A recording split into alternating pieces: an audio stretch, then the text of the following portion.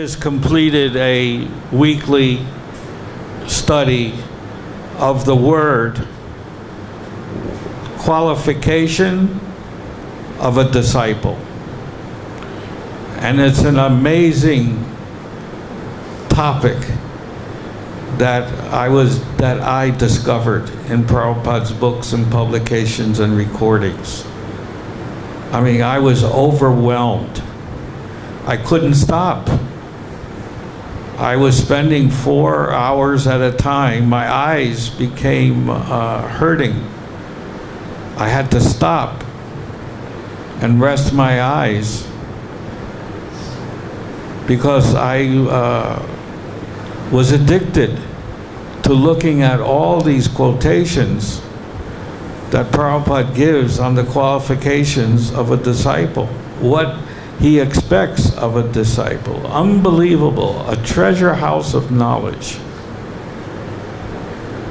So, if we just take the opportunity to study and be inquisitive to Srila Prabhupada's book, everything will be revealed to us.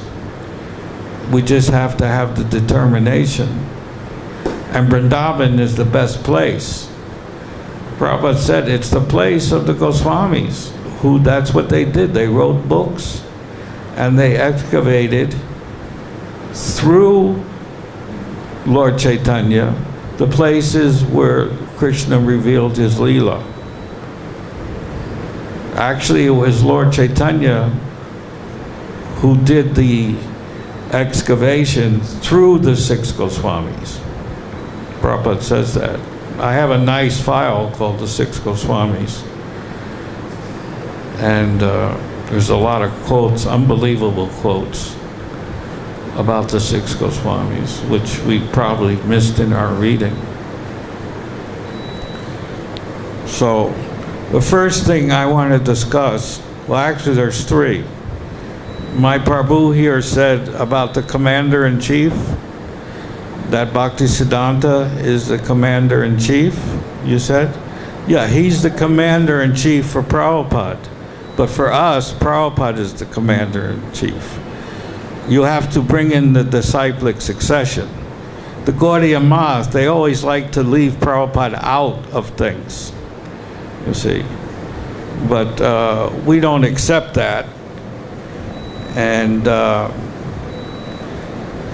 this was revealed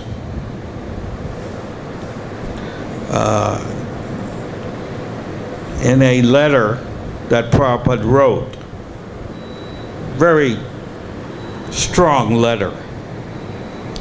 It was a letter to Tirtha Maharaj, who is the usurper of the Yogapith property where Chaitanya Mahaprabhu took his appearance, where Bhaktisiddhanta built the temple and Bhakti Vinod found the place.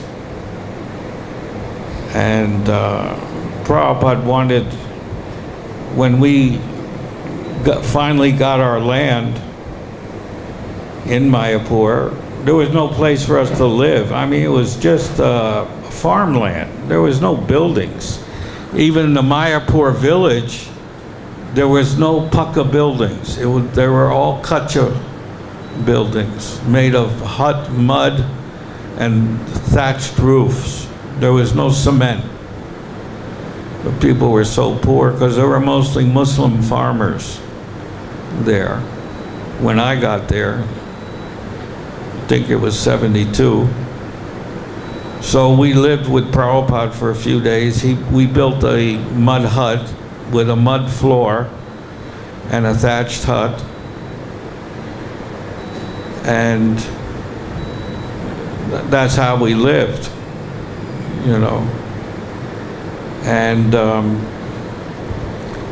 so anyway, I want to read to you this letter that Prabhupada wrote on February 7th, 1969. And he addresses Tirtha Maharaj as His Holiness Tridandi Swami Sri Srimad B.V. Tirtha Goswami Maharaj of the Sri Chaitanya Research Institute at Raj Bihari Avenue, Calcutta, which was the headquarters in India for that. Prabhupada says, the holy advent of Srila Prabhupada Bhaktisiddhanta Saraswati Thakur. All glories to Sri Guru and Gauranga. My dear Sripada Tirtha Maharaj, please accept my humble dandabats. Prabhupada was always careful of etiquette, even though there was difference of opinion. I beg to acknowledge receipt of your rubber-stamped circular letter of January 29th, 1969, regarding the Golden Jubilee Festival of Sri Chaitanya Math. Previous to this, I heard about it from Sripada Sriman Maharaj and Sripada Jagannatham, and expecting your invitation. I expressed my desire that during the ceremony, a special home for the European, and capital letters Prabhupada wrote, a special home for the European and American brahmacharis may be established at Mayapur. Srila Bhaktivinoda Thakur and Srila Prabhupada, meaning Bhaktisiddhanta Thakur, desired that such American and European devotees may live at Mayapur for studies of Sri Chaitanya philosophy. And now the time is ripe when many American, European, and Japanese students working as my disciples are ready to go there for this purpose. In 1967, when I went to India, 5 American disciples were with me. One of them, Kirtananda Keith Ham, B.A., Bachelors of Arts, was given sannyas by me at Vrindavan. He was sent back to the U.S. way to organize my new Vrindavan scheme in West Virginia. And he is working there along with another of my disciples, Professor Howard Wheeler, Master of Arts, in cooperation with Dr. George Henderson, M.A. and Ph.D. I met George Henderson. He was at Rutgers University. He used to visit Prabhupada back in the early 60s. And others. The remaining 4 disciples were entrusted to live at the Institute of Swami Ban Maharaj, but on account of his canvassing them for becoming his disciples, they left him. See, that's the Gaudiya Math is expert in stealing away other people's disciples because they can't make them themselves. They don't have the spiritual strength. And this is compared to a cockroach. When you eat something and leave the remnants, who comes to eat it? The cockroaches. Similarly, those who are weak-minded, they become influenced by these people, and doubts are put in their mind about Prabhupada's transcendental position, and therefore they go to another guru, to another guru, to another guru, like prostitutes do. So these kinds of disciples Prabhupada doesn't want. In fact, one of Prabhupada's disciples, who was initiated, asked Prabhupada if he could be initiated by Ban Maharaj. And Prabhupada said, yes, if you want, go. See, Prabhupada, one who's on the Brahma Bhuta stage, he has nothing to lose and nothing to gain. So Prabhupada didn't care. You want to go, you go. He has nothing to lose. You see, Prabhupada. So this disciple went to Ban Maharaj. Later on, he left. Then there was a reason why he left. He told my brother, Brahmananda, that at night, he was accosted for sexual intercourse at the institute. He wanted to do homosex with this person he initiated. Incest. Prabhupada called it incest. So just see. These are the people these are demoniac people in the dress of a Vaishnava. In fact, Ban Maharaj had a nickname, not only throughout the Gaudiya Math. He was called the Black Snake. Why? Well, if you know the history, when Bhaktisiddhanta Saraswati, under great tribulation, austerity, he sent over his top sannyasis to London back in the 30s with a book written by Professor Sanyal, who was one of the disciples of Bhaktisiddhanta Thakur. It's called Sri Chaitanya and His Teachings, something like that. Sri Chaitanya Mahaprabhu. It's actually a summary study of the Chaitanya Bhagavat. But in actuality, Professor Sanyal didn't write the book. It was written by Bhaktisiddhanta Saraswati Thakur with Professor Sanyal, who did a lot of the editing. But the book was actually written by Bhaktisiddhanta. The reason why Bhaktisiddhanta put Professor Sanyal, because this book was to be used for preaching in the Western countries. And it's very prestigious to have a professor put one's name on a book like this of Sri Chaitanya's teachings. That would help to encourage people to purchase the book and become interested in Chaitanya's movement. Anyway, he sent Ban Maharaj, he gave them money, hard-earned money back in the 30s. That was depression. That was a difficult time to get money. And then you had to convert it into pounds, because rupees is not a convertible currency, even today. So he gave them money, they went there.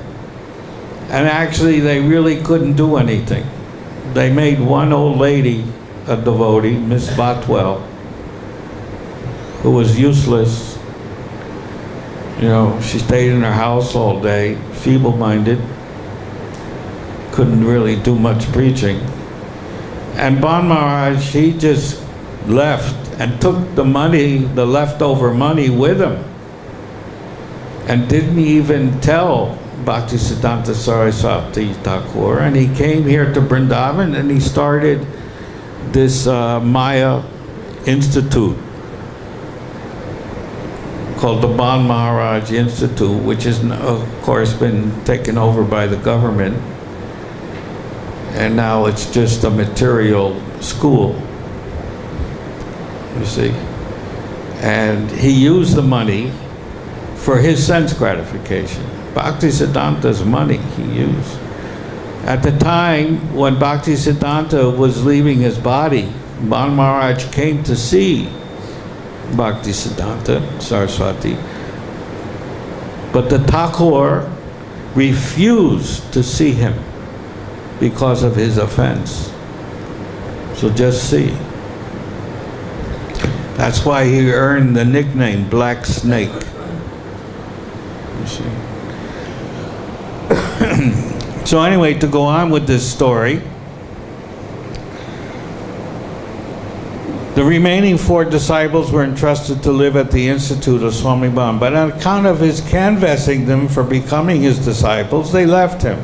Although one of them, Rishikesha, is still living there in care of Ban Maharaj. He was the one that was accosted sexually. And his reinitiated disciple. 2 other of my disciples are still at Vrindavan in my place at Radhadar Temple. And Ban Maharaj is still after them to deviate their faith upon me. I have therefore requested Sripad Shriman Maharaj, because you have stopped correspondence with me, and I don't know why, to give some place for my disciples at Mayapur. If I can get some place at Mayapur, the disciples who are already in India and those who are willing to go there can live peacefully without being disturbed by Ban Maharaj. But on my proposing this scheme, Shraman Maharaj, in his letter of 24 January 1969, writes as follows, quote, "On hearing the news of the Golden Jubilee of Chaitanya Math, many people are coming daily to see the place. We can imagine even now how much big crowd will assemble when the actual fair will take place. Although we are constructing many temporary sheds, under the circumstances, I do not think we will be able to give accommodations to your American and European students." Just see. So envious. For the first time in the history of the Gaudiya Sampradaya, thousands of Americans and Europeans want to go to Mayapur, which was the desire of Bhaktivinoda Thakur and Bhaktisiddhanta, and they can't go. They can't be accommodated. Just see. Even after the ceremony, I do not think it will be advisable to call for the American and European students here in Mayapur. So they can't even come after the ceremony. Just see. And those people are following the Gaudiya Math now? Whew. How can you accept such people? Even though we make special arrangements for them, that will not be for many days. Even though you make payment for your students, the other students will feel inferiority complex. Prabhupada was willing to pay their maintenance and still they wouldn't allow. And they said that's because the other Indian students will feel inferior. What a nonsense argument. It's an envious argument. You know very well our standard of living, and therefore not be possible for us to accommodate your European and American students here in Mayapur. The best suggestion which I can give you is that you better rent one house in Vrindavan and accommodate them there for their education in Sanskrit and Bengali. In other words, they did not want Prabhupada in Mayapur. And I know for a fact, because I was there, when they tried to obstruct Prabhupada even getting the land in Mayapur by hiring tantrics to do tantric procedures against Prabhupada and his health. You see, just as they did to Bhaktivinoda Thakur in Puri, the whole family got sick from this one tantric who said he was Vishnu. Of course, he was defeated by Bhaktivinoda Thakur. You see, that's another story. You can't defeat the Lord or his representative. Just remember that. Srila Prabhupada is so kind upon you that he is causing you to act in such a wonderful way. That's Bhaktisiddhanta, he's saying. And by seeing your activities, I'm feeling very much proud of you, unquote. That's all he could offer. Words, no action. That's Gaudiya Math. Flowery words, but no action. So Prabhupada continues, this is most discouraging and against the will of Bhaktivinoda Thakur and Srila Prabhupada Bhaktisiddhanta Saraswati Thakur. I therefore request you to give me a plot of land within the precincts of Sri Chaitanya Math to construct a suitable building for my European and American students who are loitering in Vrindavan, chased by Man Maharaj, and who may go in numbers to visit the site of the birthplace of Lord Sri Chaitanya Mahaprabhu. I can take the responsibility of constructing such a building at Sri Chaitanya Math and bear all expenses for the boarding and lodging of such students who will go there. Shraman Maharaj says that Sri Chaitanya Math is not in a position to meet their standard of living, but that does not matter. If you simply give me the plot of land, I shall arrange everything at my responsibility. See, Prabhupada, he doesn't accept any of their nonsense demoniac arguments, which are un-Vaishnava. They're not Vaishnava. A Vaishnava doesn't treat another Vaishnava like that. Especially in fulfilling the desires of the previous acharyas. Another thing is that I have read the pamphlet on the Golden Jubilee Festival, in which you have described very nicely about Swami Bam Maharaj in the matter of his preaching work in Europe more than 35 years ago. That's laughable. But you have not mentioned anything about my humble service right now going on in the Western world. Just see the envy. There are hundreds of letters of appreciation, including from you also, but you have not mentioned even a single line about me in the pamphlet. Why? Personally, I don't want any such advertisement, but why this mentality of suppressing the facts? Will you kindly let me know why you have suppressed so many facts? You have also not mentioned in the matter of Ban Maharaj's preaching work why he was called back from his work in Europe and why the late Goswami Maharaj was sent in his place. If his preaching was so successful, then why was he called back? Don't you know the history? Well, I do, because Prabhupada told me personally the history. So if I know it and they don't know it, there's something wrong there. Something is missing in the brain.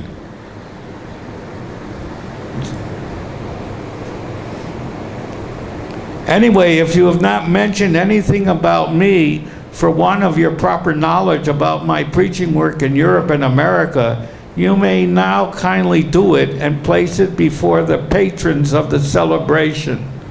I am working single-handed without being supported by my countrymen or the government of my country. Prabhupada was a fighter. He was a street fighter. He didn't need anybody's help. He could do it all by himself, and he did it all by himself.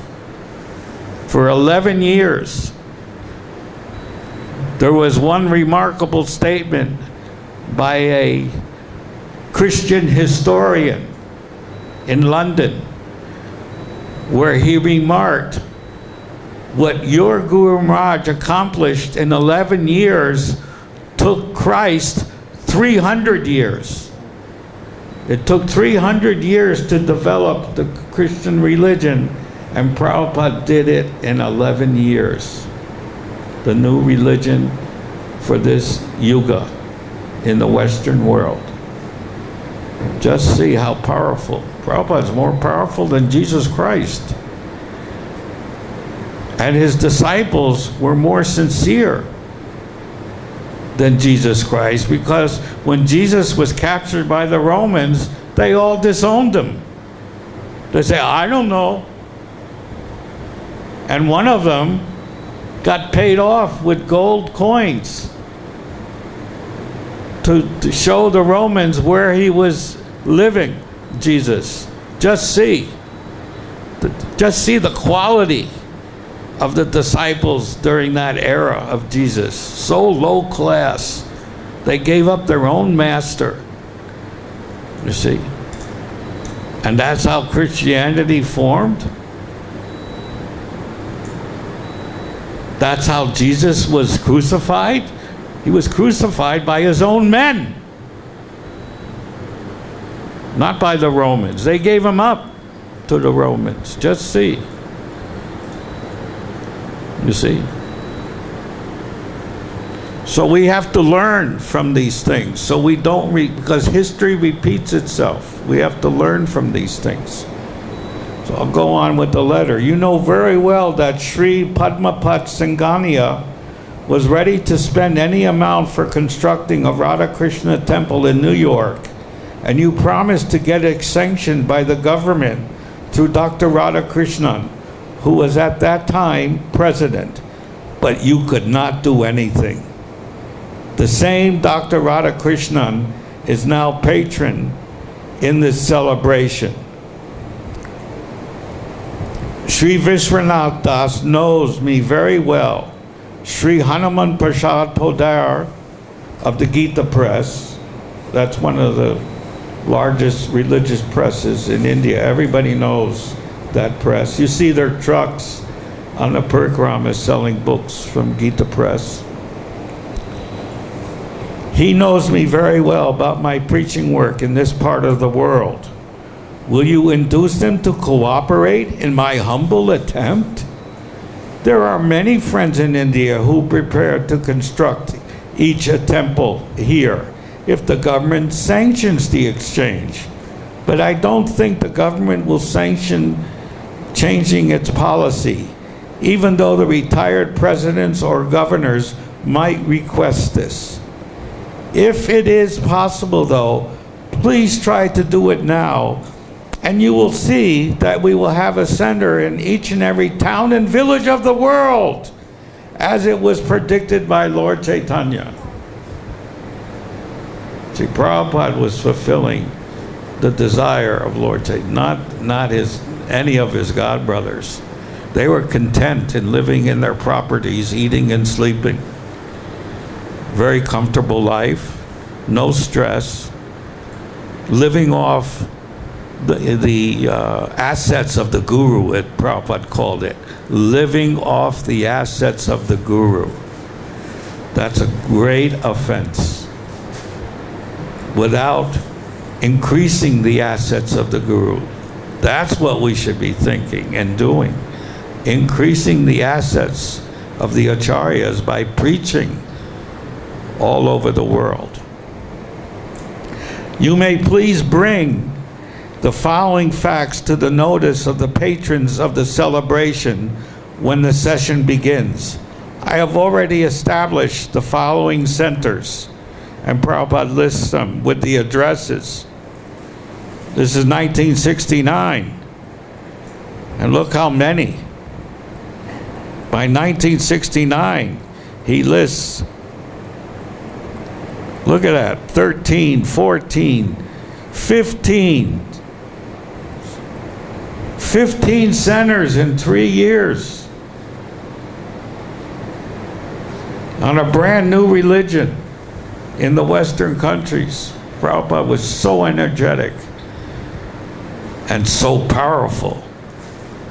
No one can compare to Srila Prabhupada's power, either now or in the future. Therefore, he's quoted, "My books will be the law books for the next 10,000 years." Just see the power of the real Acharya. President Hari Grivadas Adhikari, 5,000 copies of Back to Godhead are being published monthly now. And since the demand is increasing, we are arranging to print 20,000 copies starting from next April. This is 1969 only. I was the humble servant of printing the first copy of Bhakti Godhead in 1966 on the day of my initiation. And I always remember that, because it was the first time in my life that I fulfilled a desire of the Acharya. And that's when I realized that that should be the duty for me for my entire life, to try and fulfill the desires of the Acharya.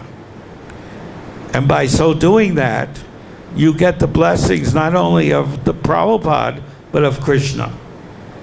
And you will always be protected.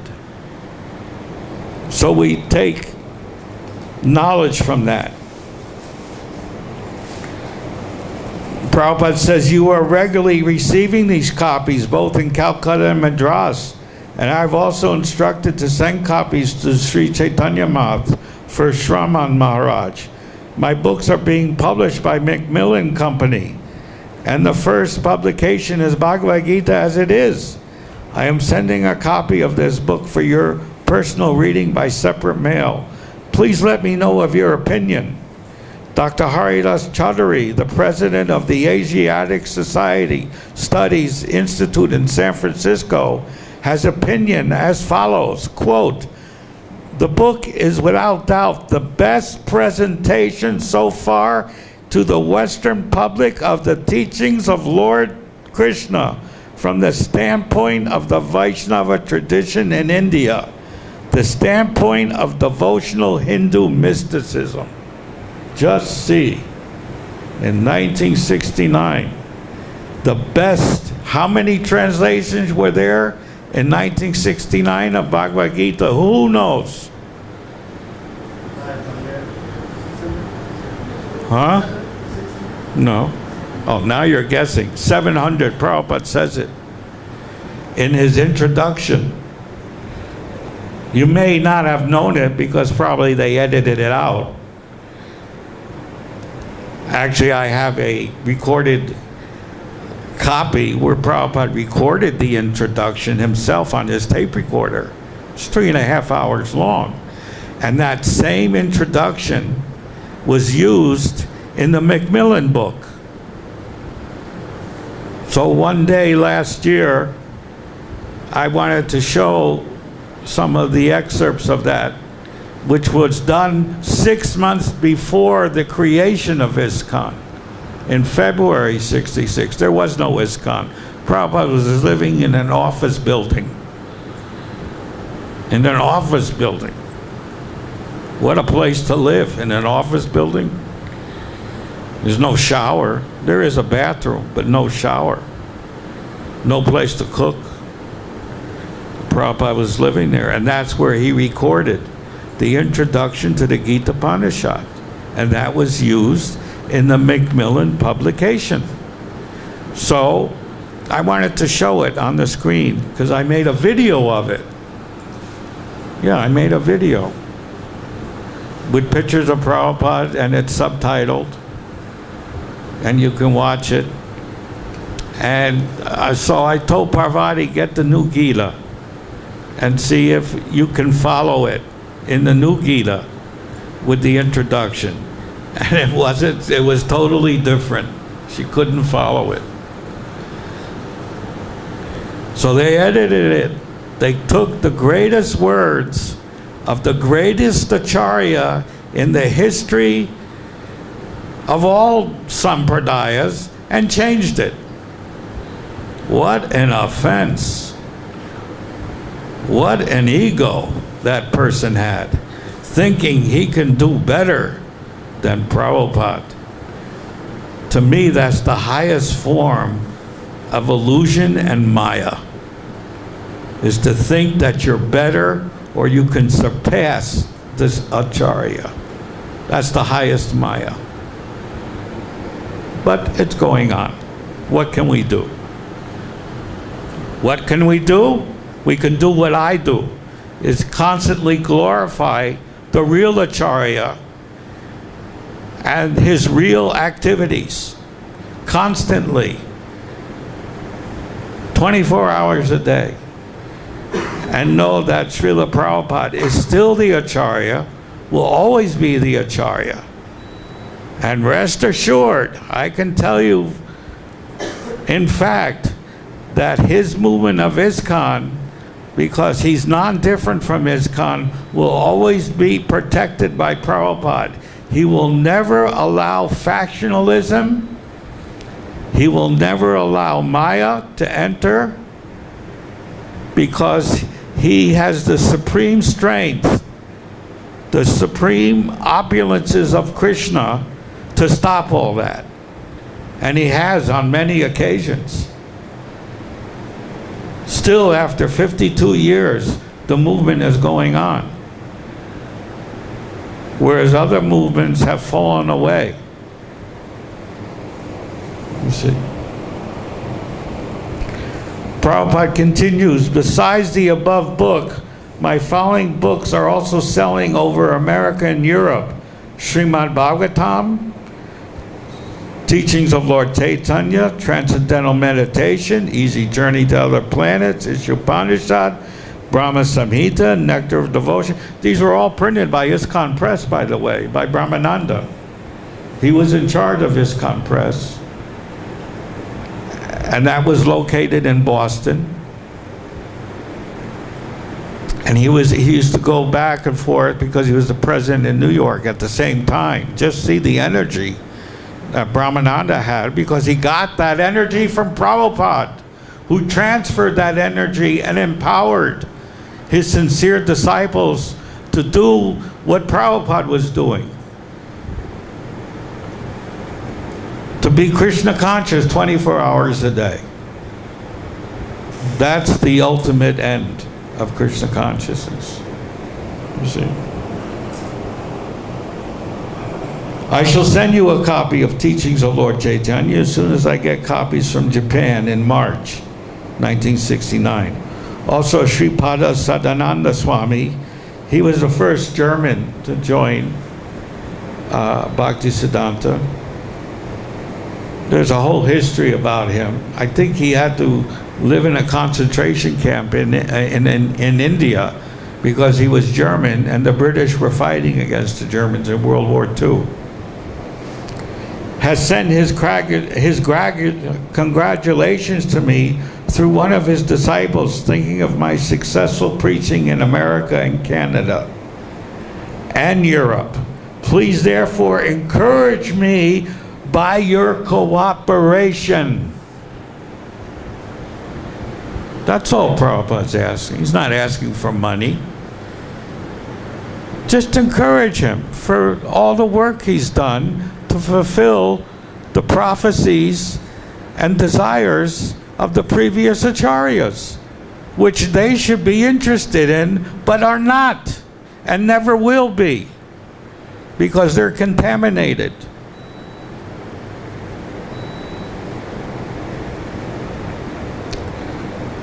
Don't try to suppress me without mentioning anything about our efforts in your pamphlet. This will not satisfy Srila Prabhupada Bhaktisiddhanta Thakur. Please, therefore, try to present the above-mentioned facts before the patrons in the session meeting and induce them to cooperate with this movement in the Western world. I am now a permanent resident or immigrant in the USA, so there is no need of my visa, passport, or P-form trouble for me. I can come and go from India without any formalities. Prabhupada became the Narada Muni of this planet. He could go anywhere he wanted. He had the same powers of Narada Muni, spreading Krishna conscious all over the world, just as Narada Muni, because he was empowered by Narada Muni. If you simply cooperate with me, I can render some service to the fulfillment of the transcendental desire of Srila Prabhupada and Bhaktivinoda Thakur. The summary is that you have kindly given me a plot of land in the Sri Chaitanya Math for the proposed building. If you want to lay down the foundation stone for this building during the Jubilee celebration, I am prepared to send the required money for this special. Prabhupada was willing to pay for the marble, for the stone laying ceremony. Or else, on your approval of this scheme, I may go at once to India along with some of my American and European disciples to do the needful. As a bona fide disciple of Srila Bhaktisiddhanta Saraswati Goswami Maharaj, and because I'm trying my best to fulfill his holy desire in the matter of preaching work in this part of the world, I have got the right to ask from you a plot of land for this purpose. Just see how strong Prabhupada is. He has the right. Yeah, he does. Because he is the next Acharya. He's not self-appointed like all the others did. He showed by example. Because that's what Acharya means, to teach by example. Not to rubber stamp your name with these long names, Sri Sripad 108, Astatara, this, that, and do nothing. You see? No, Prabhupada wasn't a rubber stamp Acharya. He did. He was a doer. And he taught us to be doers. And we did. By the end of his disappearance, there was 108 centers all over the world and still going. Just see the power of the true Acharya.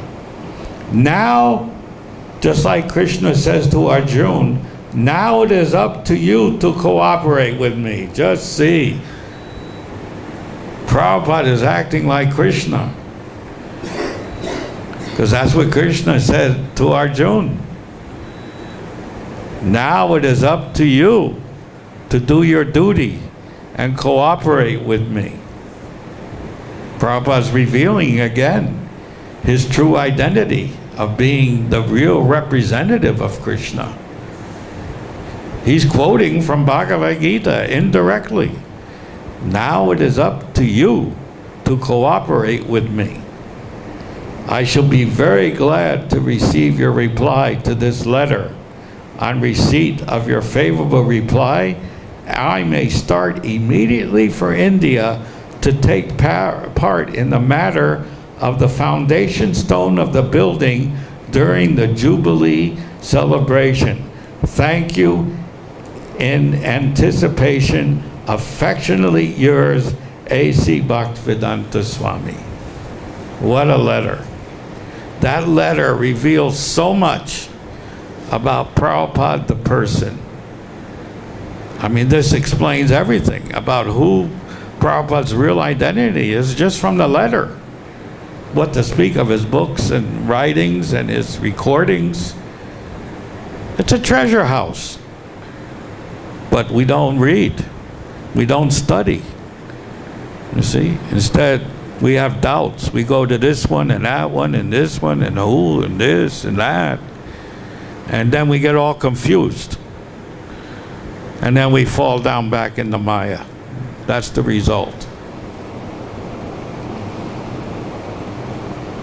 Well, I never lost faith. I always had unflinching faith in Prabhupada and Krishna. And that's how I got to Vrindavan 17 years ago. By the mercy of Srila Prabhupada.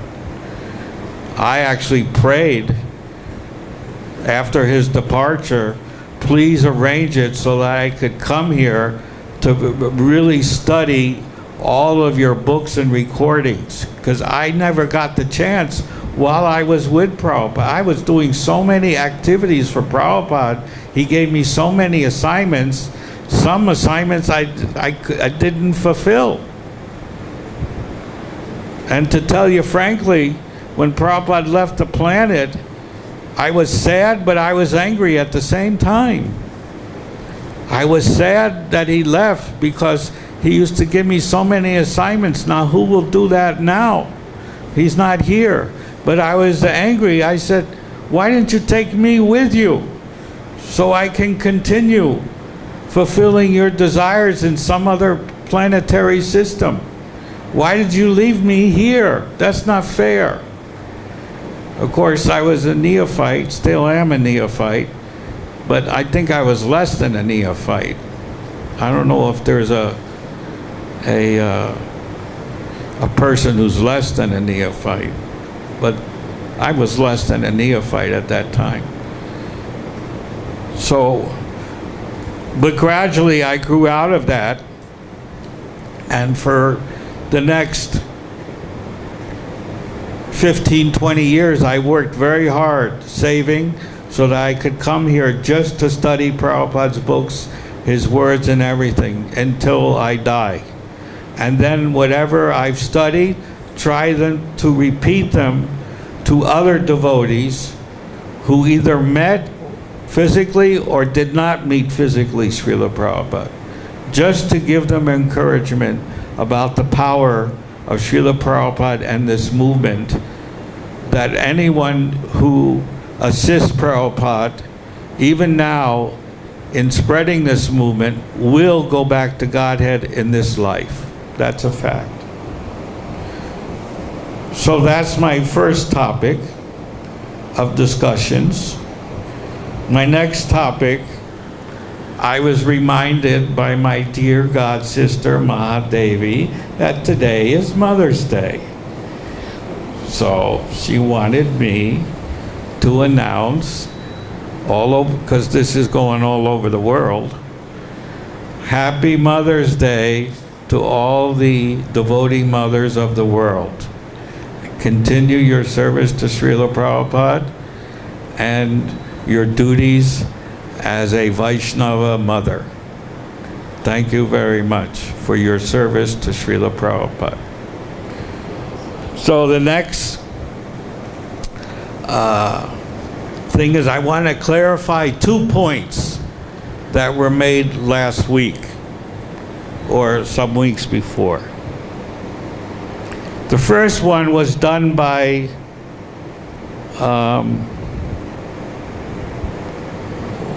one female lady was sitting and wanted to share with us a story that she was on a train and she saw a baby and said that baby is Krishna. Of course, I had to cut her off and say, well, we're very happy you saw a baby and thought it was Krishna, but we want to hear from Guru Shastra Sadhu, not your opinions. We're not interested. Prabhupada said when you speak an opinion, you should go in the closet. We're not interested in opinions. We're interested in Guru Shastra Sadhu. But I did some research, and I wanted to find out where this philosophy, where people think they can get in touch with Krishna or Radha so easily. And Prabhupada explains this in this quote: there are many so-called devotees who artificially think of Krishna's pastimes known as Ashtakaliya Leela. You'll find a lot of this in Radhakund. Sometimes one may artificially imitate these. This happened with some of our men about 15, 20 years ago. They dressed up in saris and earrings and lipstick, and they thought they were gopis, and they were imitating the gopis and all this. This is called the Gopi Bhav Club. It actually started back in the 70s when Prabhupada was present. There were 50 devotees doing these things secretly, and Prabhupada nipped it in the bud. Nipped it in the bud. But again, it popped up in London. These people would dress up in saris and imitate sahajas. They became sahajas. In fact, that's why Prabhupada said that's why Bhaktisiddhanta Saraswati left the body very early in his Leela, because he was so frustrated that so many sahajas came out of his movement. Fakers. They didn't want to follow the principles, but think they could jump ahead. Sahajas. So sometimes one may artificially imitate these, pretending that Krishna is talking with him in the form of a boy, or else one may pretend that Radharani and Krishna both have come to him and are talking with him. Such characteristics are sometimes exhibited by the impersonalist class of men, and they may captivate some innocent persons who have no knowledge in the science of the devotional service. So people who go to Radhakund and hear these nonsense stories, they have a poor fund of knowledge. And we pray for their having a good fund of knowledge by studying Prabhupada's books. We should always give them that prayer.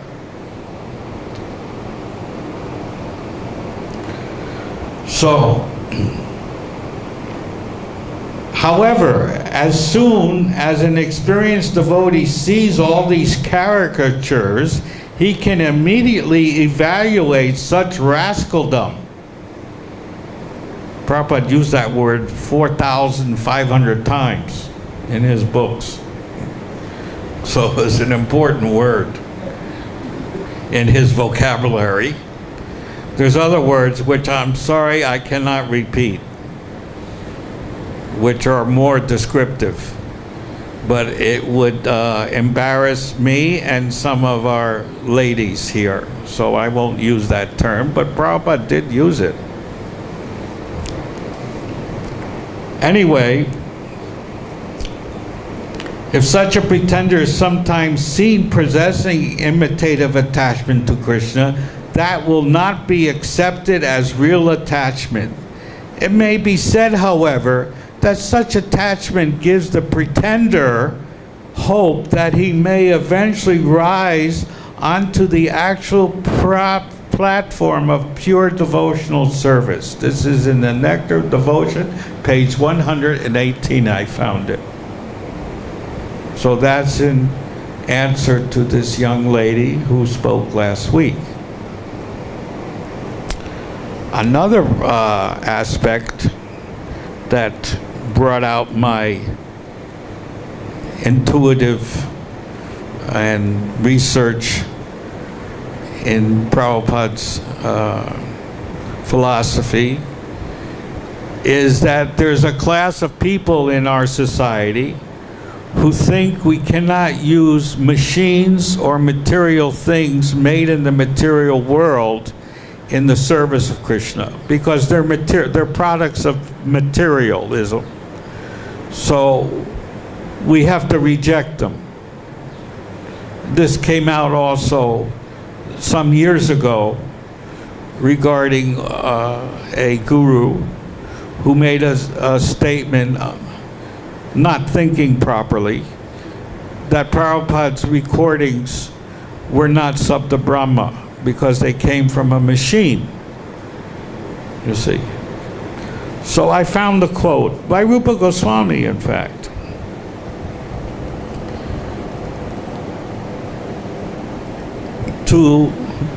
See, here we don't use opinions, we go by Shastra. The person who said this obviously didn't read the teachings of Rupa Goswami. He gave his own opinion. Here Prabhupada says, one should not give up anything which can be utilized in the service of the Lord. That is a secret of devotional service. Anything can be utilized in advancing Krishna conscious and devotional service should be accepted. For instance, we are using many machines for the advancement of our present Krishna conscious movement.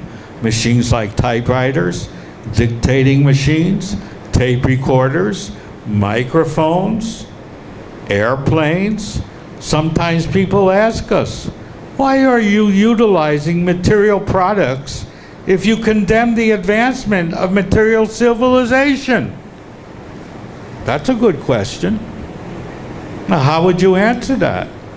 Well, Prabhupada gives the answer, like he does all the time. But actually, we do not condemn. We simply ask people to do whatever they are doing in Krishna consciousness. This is the same principle on which in the Bhagavad Gita, Krishna advised Arjuna to utilize his fighting abilities in devotional service. Similarly, we are utilizing these machines for Krishna service.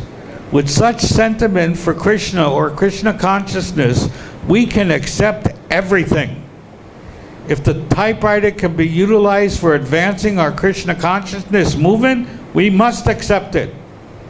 Similarly, the dictating machine or any other machine must be used.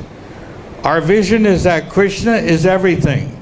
Krishna is the cause and effect, and nothing belongs to us.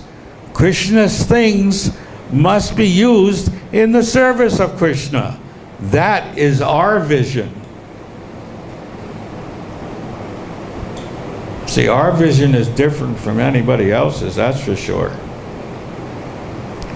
The acceptance and rejection of things should always be in pursuance of devotional principles. Not that one can be independently manufacture some idea of what should be accepted or rejected. The spiritual master, as the visible manifestation of Krishna, the visible manifestation of Krishna, the spiritual master, is necessary. Therefore, to direct the devotee on behalf of the Supreme Personality of Godhead, Nectar of Devotion, Chapter 14, Devotional Qualifications. You can look it up yourself.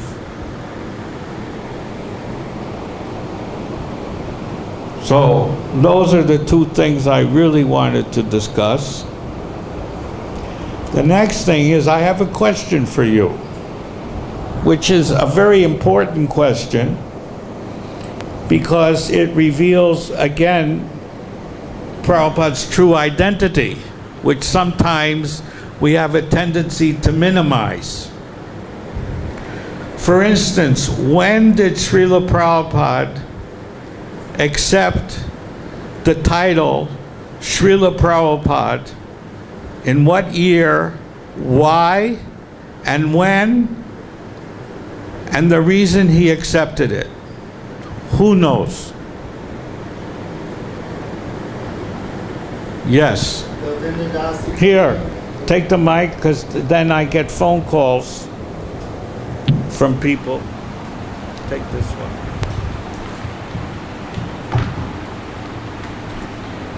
This one ain't gonna come that long.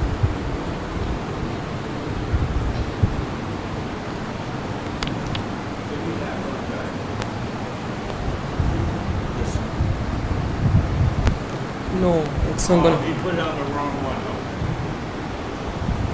I like to use the black one. Was it? It's a new one. Sorry. Give him the microphone so we don't get angry radio listeners. I know when, because I asked Govinda Dasi online. She said May of 1968. Right, very good. So, this is really explained in Brahmananda's book. Why and when did Prabhupada and the Leela behind it. Because when Prabhupada accepted this name, the worst catastrophe of a conspiracy started against Srila Prabhupada for accepting this title. Although he didn't accept it on his own. But by accepting it, the conspiracy to overthrow Prabhupada's authority in his institution started, and later became visible in 1970. But first we'll read how this Leela happened, and it was told very nicely by Govinda Dasi, because she was in Boston at the time when this took place, this Leela. And she says, on one particular afternoon in mid-1968, I was sitting in front of Swamiji's desk, taking dictation when Gorshunda came to the door. He was standing in the open doorway, asking Swamiji some questions about his Sanskrit studies. Swamiji, I have been learning prefixes and suffixes, and I was wondering if it's all right to call my wife Govindadasi Govindadas Ji, adding Ji. You know, in India, when they address someone important, they say, like the Prime Minister's addressed as Modi Ji, or this Ji. Someone who's greater out of respect, right? You add on the letters G, J-I, right? So, he asked Prabhupada if he can call his wife that, Govinda Das Ji. So, what does Prabhupada say?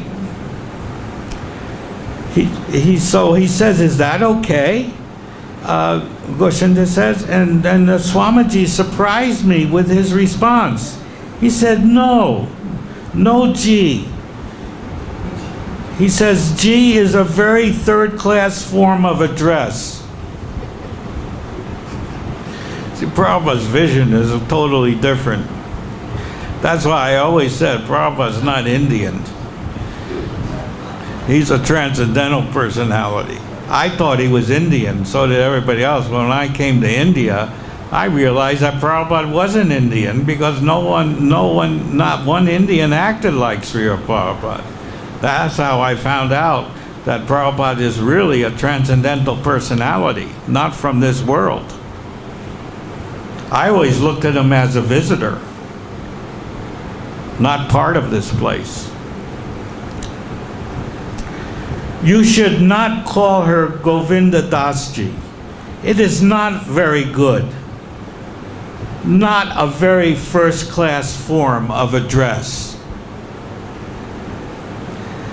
My eyes grew, so Govinda says, my eyes grew wide and I exclaimed, well then how come we are calling you Swamiji? Oh, wow, that's intelligence. You see, that's intelligence. That's the G tacked on the end.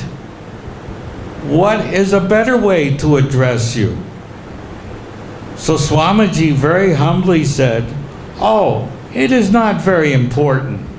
It is not a very big thing, this G.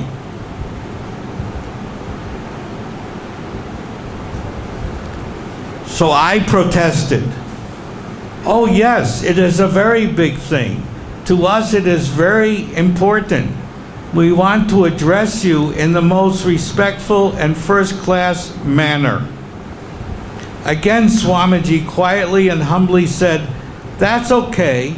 It is not so important. But I insisted, please, Swamiji, please tell us what we can call you.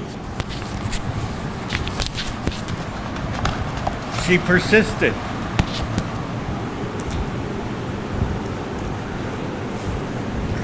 Please, we want to call you something that's most respectful.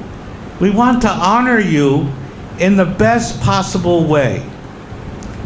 So Swamiji's humility was certainly very praiseworthy, but I was determined to find out the best possible way of addressing him. Since I was unrelenting, Swamiji finally said, well, yes, you can call me Guru Dev is nice, or Guru Maharaj is also good, and Srila Prabhupada is also nice. You know, he was saying nonchalantly. Slightly exasperated, I exclaimed, but that these are three names. Which is the best? Again, she very persistent. What is the best? Which of the three do you prefer to be called? And then Prabhupada, Swamiji, he thought for a moment. Then very quietly and humbly, he replied, Srila Prabhupada is nice. You see? Great. I was greatly relieved. I announced, yes, from today you shall be known as Srila Prabhupada. I was so very happy to know from him that most respectful way we could address him. Then I proceeded to inform all the devotees and that Swamiji wanted us to address him from now on as Srila Prabhupada. I contacted Satsarup Prabhu as well as others and also sent out letters to all centers. From May of 1968 in Boston, Swamiji became known all over the world as Srila Prabhupada. Haribol. But that started a very controversial. Yes. You have. There's no. It's ready. There's no switch. When I joined this one in May 1971, we didn't say Srila Prabhupada, we said Prabhupada. How did that come out? Well, I think, I don't know how that came about, but in our conversations, which were quite extensive, we always addressed Srila Prabhupada is okay. But the formal is Srila Prabhupada. Actually, the formal way of addressing an Acharya, you have to say Om Vishnupad 108, Sri Srimad, Bhaktisiddhanta Saraswati Thakur, Prabhupada, you know, we say the prayers after. That's even more proper. But Prabhupada or Srila Prabhupada is acceptable. Srila is just like Sri Krishna. We don't always address Krishna as Sri Krishna. We say Krishna. And sometimes we say Sri Krishna. So the same with Prabhupada. Sometimes we say Prabhupada, sometimes we are more official, we say Srila. Like if we introduce Prabhupada to a mayor or president, we'll say Srila Prabhupada. It's an official, it's a prefix. But actually there's no difference. But anyway, there was an uproar in India when this happened. This made the God brothers so angry. They said no one in the history since Bhaktisiddhanta has ever taken this name, Srila Prabhupada. This is heresy, according to the God brothers. But if you read in Nectar of Devotion, there are many Prabhupads. There's Prabhupada Rupa Goswami, Prabhupada Sanatana Goswami. There's so many. In fact, all the acharyas in the line are called Prabhupada. It's a name that suggests that the person you're addressing is an acharya.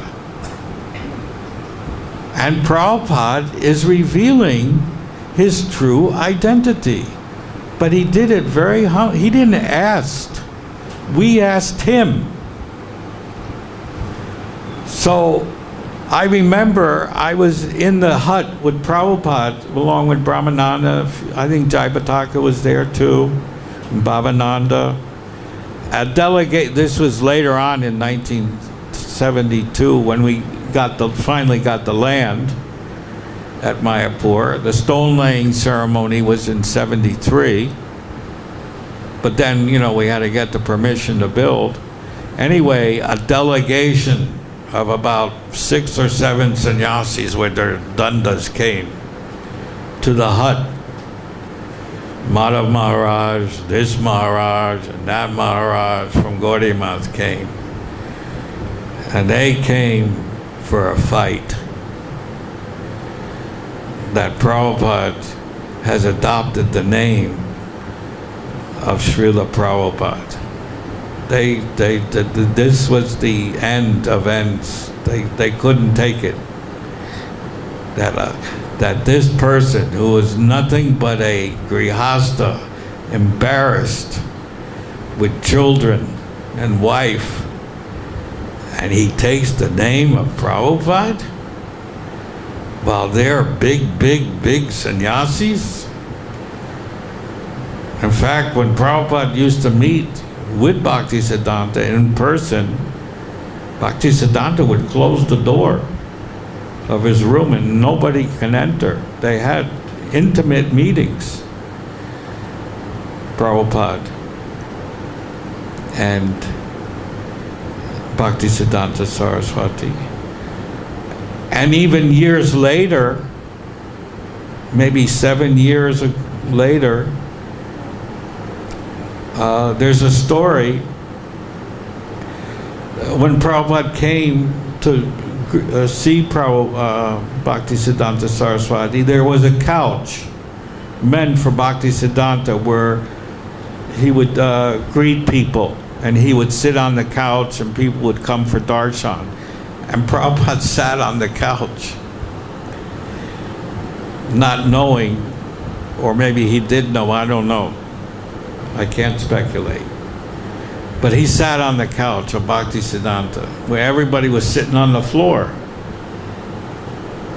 You know, and Prabhupada's still a grihasta at this time. And Bhaktisiddhanta Thakur comes down the stairs and sits on the couch with Prabhupada and doesn't say anything.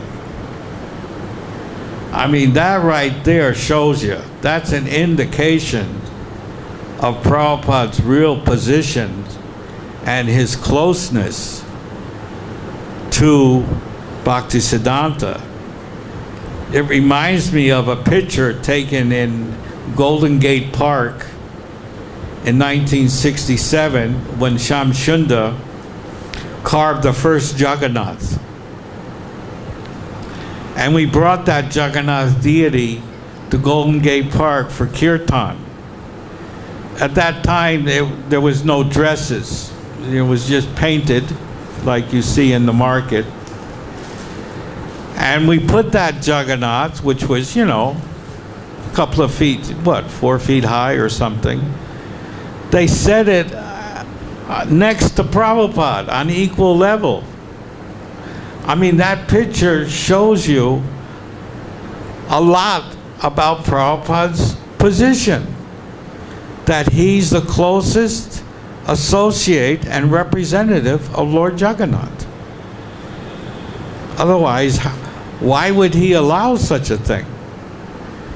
Because subtly, the spiritual master doesn't come outright and say what he is. We have to go by Guru Shastra Sadhu, by saintly persons, you see.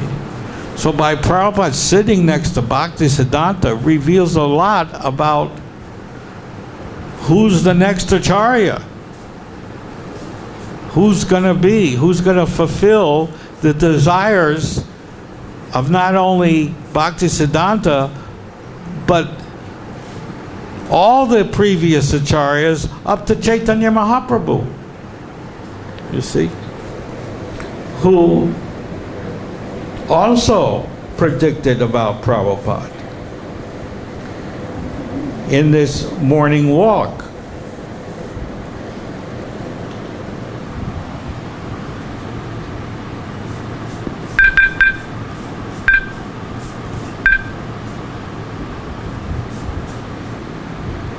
Chaitanya Mahaprabhu wanted Krishna consciousness, unless he conscious, why didn't he live there himself? That's what they told him. So he left the credit for me.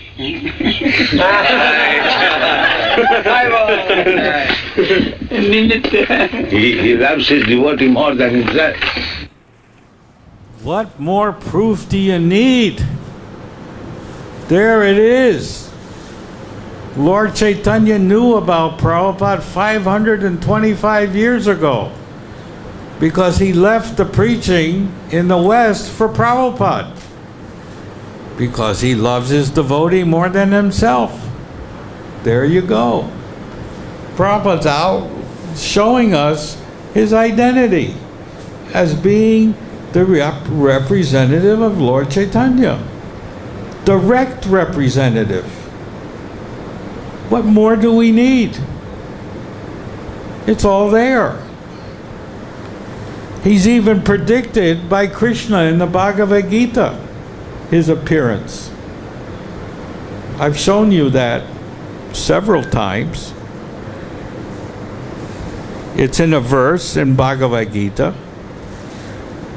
Actually, Brahmananda brings it up in his class right here in the temple in Vrindavan.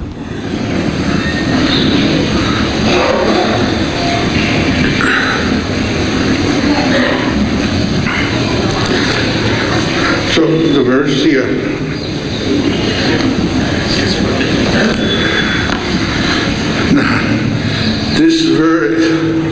This verse of Bhagavad Gita is a secret to understanding the appearance of Srila Bhaktisiddhanta Saraswati Thakur and also Srila Prabhupada. And it's if Krishna 5,000 years ago predicted the appearance of Srila Bhaktisiddhanta. How Prabhupada connects Bhagavad Gita with Srila Bhaktisiddhanta, I mean, it's absolutely brilliant. And that's the 6th chapter, verse 42. I'll let you do the research. So you get to read Prabhupada's books. But anyway,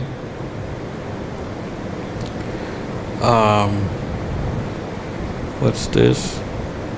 Oh.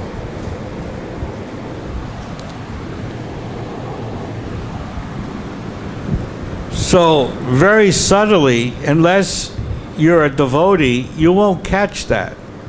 And of course, none of us did, because none of us ever brought it up except for Brahmananda. He's the first one to even bring up that verse.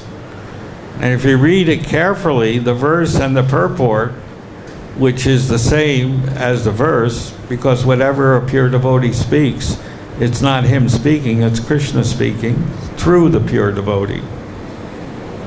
Anyway, there's immense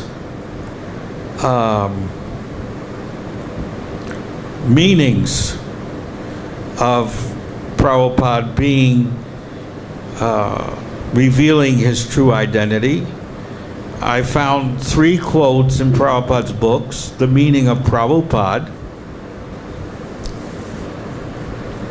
where he says, Srila Prabhupada, this is under an outline that someone did on the recordings, 3,500 recordings. He put under brackets in different subject matters. And I also found the quotes. So Prabhupada says, Prabhu means the Lord, and Pada means the position. Thus, one who has taken the position of the Lord. That's the meaning of Prabhupada. I mean, we all think it means that all the Prabhus sit at the feet of the grand Prabhupada. That's also a meaning, a bona fide meaning. But I think this meaning, which is mentioned 3 times in Prabhupada's books, shows Prabhupada's real identity. Then here's another nice verse or it's a letter, actually, a reply to a letter. The photos of my Murti are very nice. Now, first I gotta let you know, Murtis of Acharyas are never made while the Acharya is present. They're always made after he disappears. But in this case, it's made while Prabhupada is present. And Prabhupada accepted it. In fact, he installed Krishna Balaram with his own Murti on the altar. That's unprecedented. Who could do that? Who could do that? Only one who's a bona fide representative and Shaktavash avatar of Krishna. Only that person can do that. No other ordinary spiritual master can do that. There's a difference between Prabhupada and a spiritual master. You see, in ISKCON, all of our gurus were not born as Nityasiddhas, as Prabhupada was. He at 4 years old, he's worshiping Radha Govinda. Did we worship Radha Govinda at 4? No. Did any of our ISKCON gurus worship Radha Govinda? No. We were all meat eaters.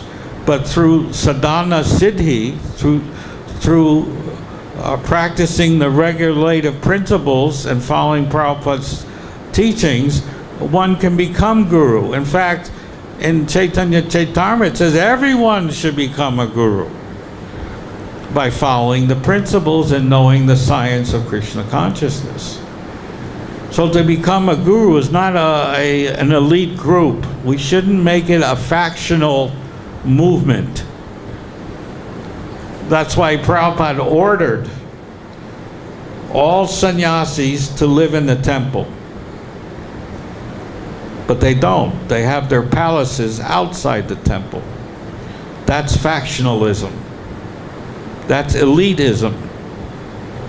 And that leads to neophytes saying, well, my guru is better than your guru. And that we don't want in ISKCON. And those who promote that, they're not going to last very long because Prabhupada will purify them out of the movement, which has happened before with many big ones. One of them had 800 disciples, and I hate to say what happened to him. And another one, he had his head cut off. And the knife that was used wasn't a knife meant for cutting off heads. It was a very dull knife.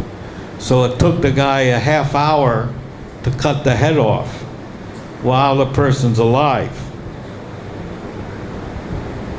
So I'd be very careful to create factionalism in Srila Prabhupada's movement, because your future doesn't look bright.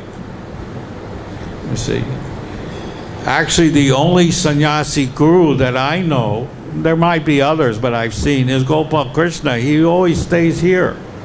But he's been offered 100 places to go and live, nice houses, but he stays here.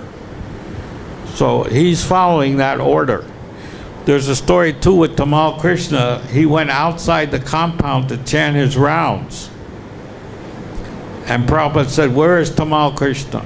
And somebody said he went on a japa walk. We called it japa walk. Oh, Prabhupada did not like that. There's no such thing in Prabhupada's vocabulary as japa walk. Although Prabhupada did walk and chant. But the purest form of chanting is done in front of the deity, he said. So anyway, when Tamal Krishna came, Prabhupada gave him a blistering chastisement. Don't you ever, ever leave this compound. Because as soon as you leave the compound, Maya will grab you. This compound is Vaikuntha. It's the spiritual world. So if you leave it, you go back into the material world. And he instructed him never to leave the compound. That's how strict Prabhupada was with his servants, you see. So we should also follow that. Prabhupada told me in a letter, the best chanting is done in front of the deity, not walking around and thinking of other things and chanting. That's not real japa. You sit in front of the deity and you pray. In fact, there's a very nice prayer that I found, which Prabhupada says all devotees should pray. And so now, when I get up in the morning and I open my computer, this is the first thing I look at every morning. The strong conviction that one will certainly receive the favor of the Supreme Personality of Godhead is called in Sanskrit Ashabandha.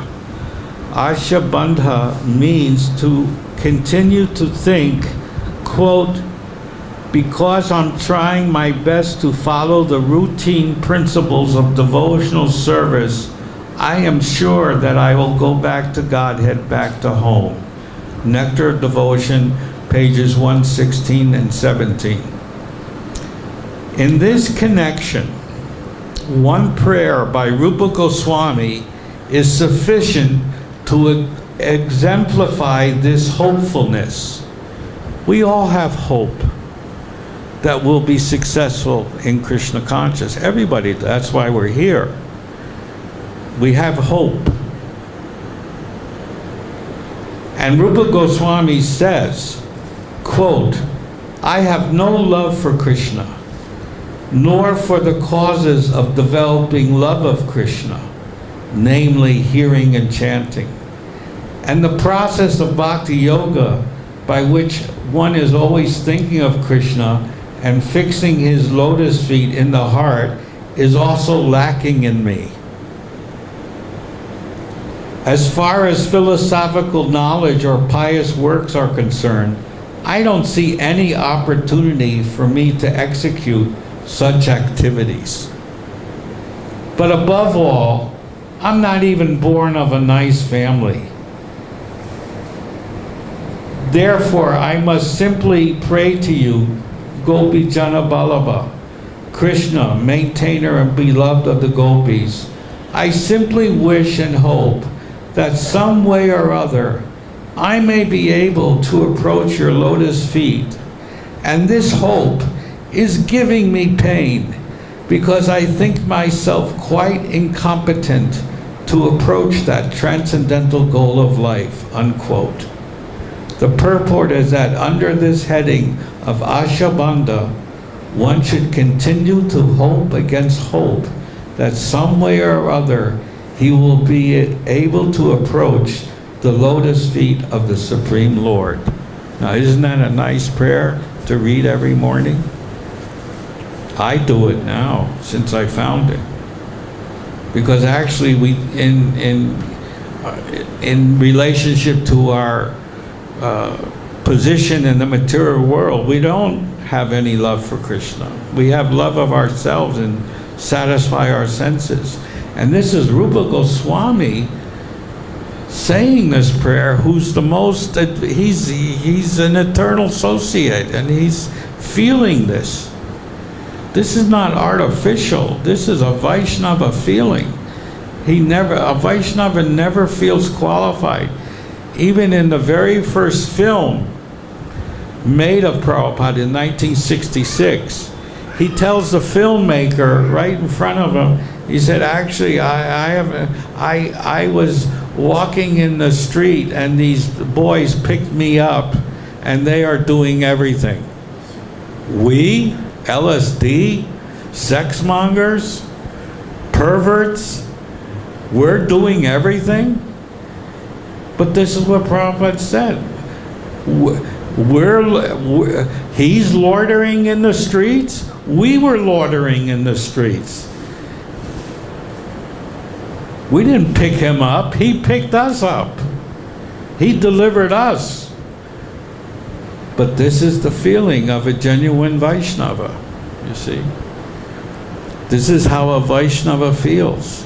And it's not artificial. He actually feels it. I mean, it's hard to understand that, because in the material world, we always want to be puffed up when we have knowledge. We want to show people our prestige. You see, to have prestige and honor. You see, this is one of the things that one feels. You see? And here it is. It's called, do not enjoy the prestige of being a representative of Srila Prabhupada.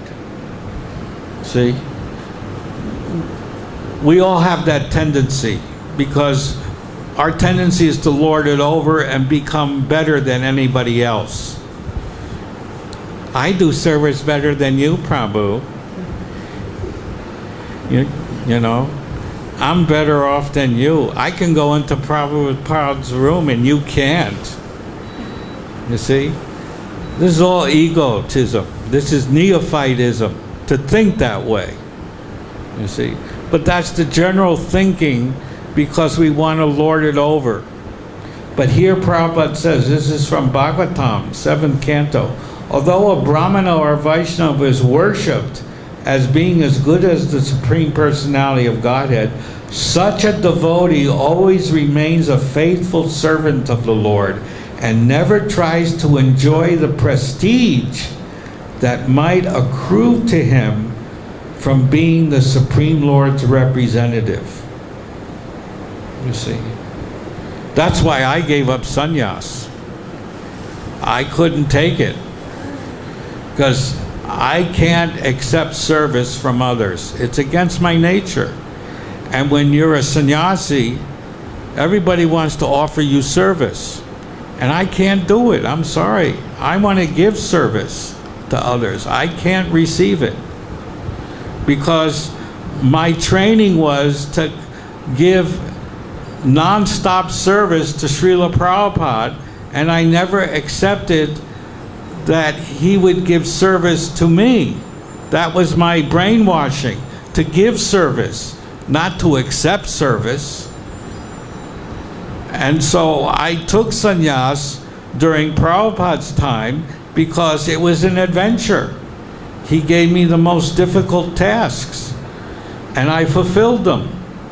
Some of them I didn't, you see, and that gives me sadness, because I'm not in a position to fulfill those assignments, which I wish I could. In my mind, I think about them, and maybe Prabhupada will have mercy on me by thinking about them, that maybe he'll be kind to me and know that I have a desire to fulfill them, and I'll do them in my next birth, because I'm not concerned with liberation. I want to fulfill the desires and assignments of Prabhupada, because then you're already liberated. Liberation is the maidservant of a devotee who always thinks of the Lord and his servant. Unflinching faith in Prabhupada and Krishna, then you're liberated, without any doubts in your mind, you see. Then you advance. And this is supported in Shastra, that we shouldn't take advantage of the prestige or honor. It happened to me in Los Angeles, and boy, did I hate it. I mean, I just sat like this on the floor, because I know that I wasn't the cause of what happened, that Prabhupada was actually the cause. And why is he doing this to me? On the day we moved in to the LA temple after Kirtan, you know, Prabhupada says, Jayom Vishnupad Paramansa Parabhigacharya, and he goes down the line, Jamuna Devi Ki Jai. Then he says, Gargamuni Ki Jai, Gargamuni Ki Jai, because I got the temple. And I was shocked. I said, why is he doing it? He wants me to fall down. That's what I was thinking. He's saying my name, so I'll think about my prestige. And I hated it. I really did. And I told Prabhupada afterwards, I said, I had to go tell Prabhupada in his room, I said, Prabhupada, please, I didn't get this temple, you did, and you used me to get the temple because it was your desire. I had nothing to do with it. I was just a puppet, and you're the puppeteer.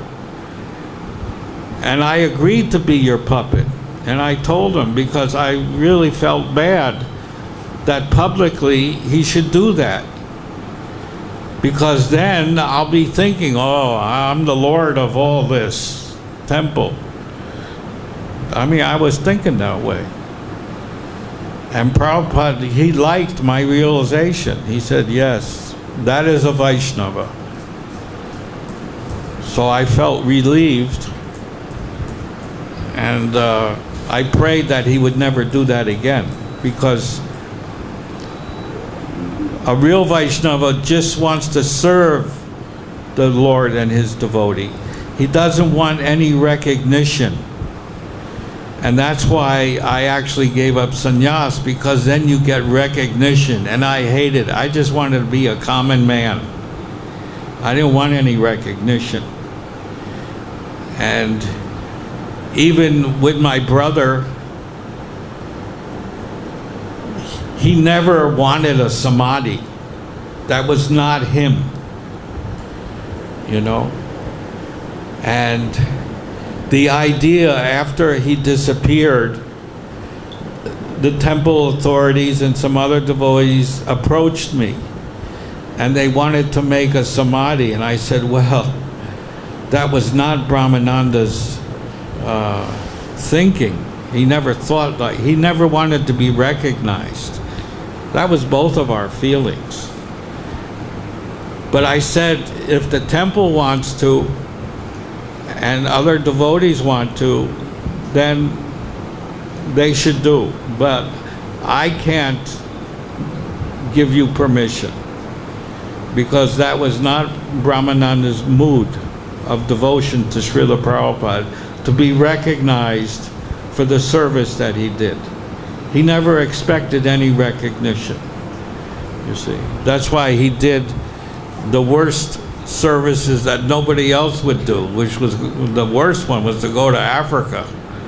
And nobody wanted to go to Africa in the 70s, especially when they heard that a pujari had her arm cut off by dacoits with machetes who wanted to steal the deities because they were brass, but they thought it was gold.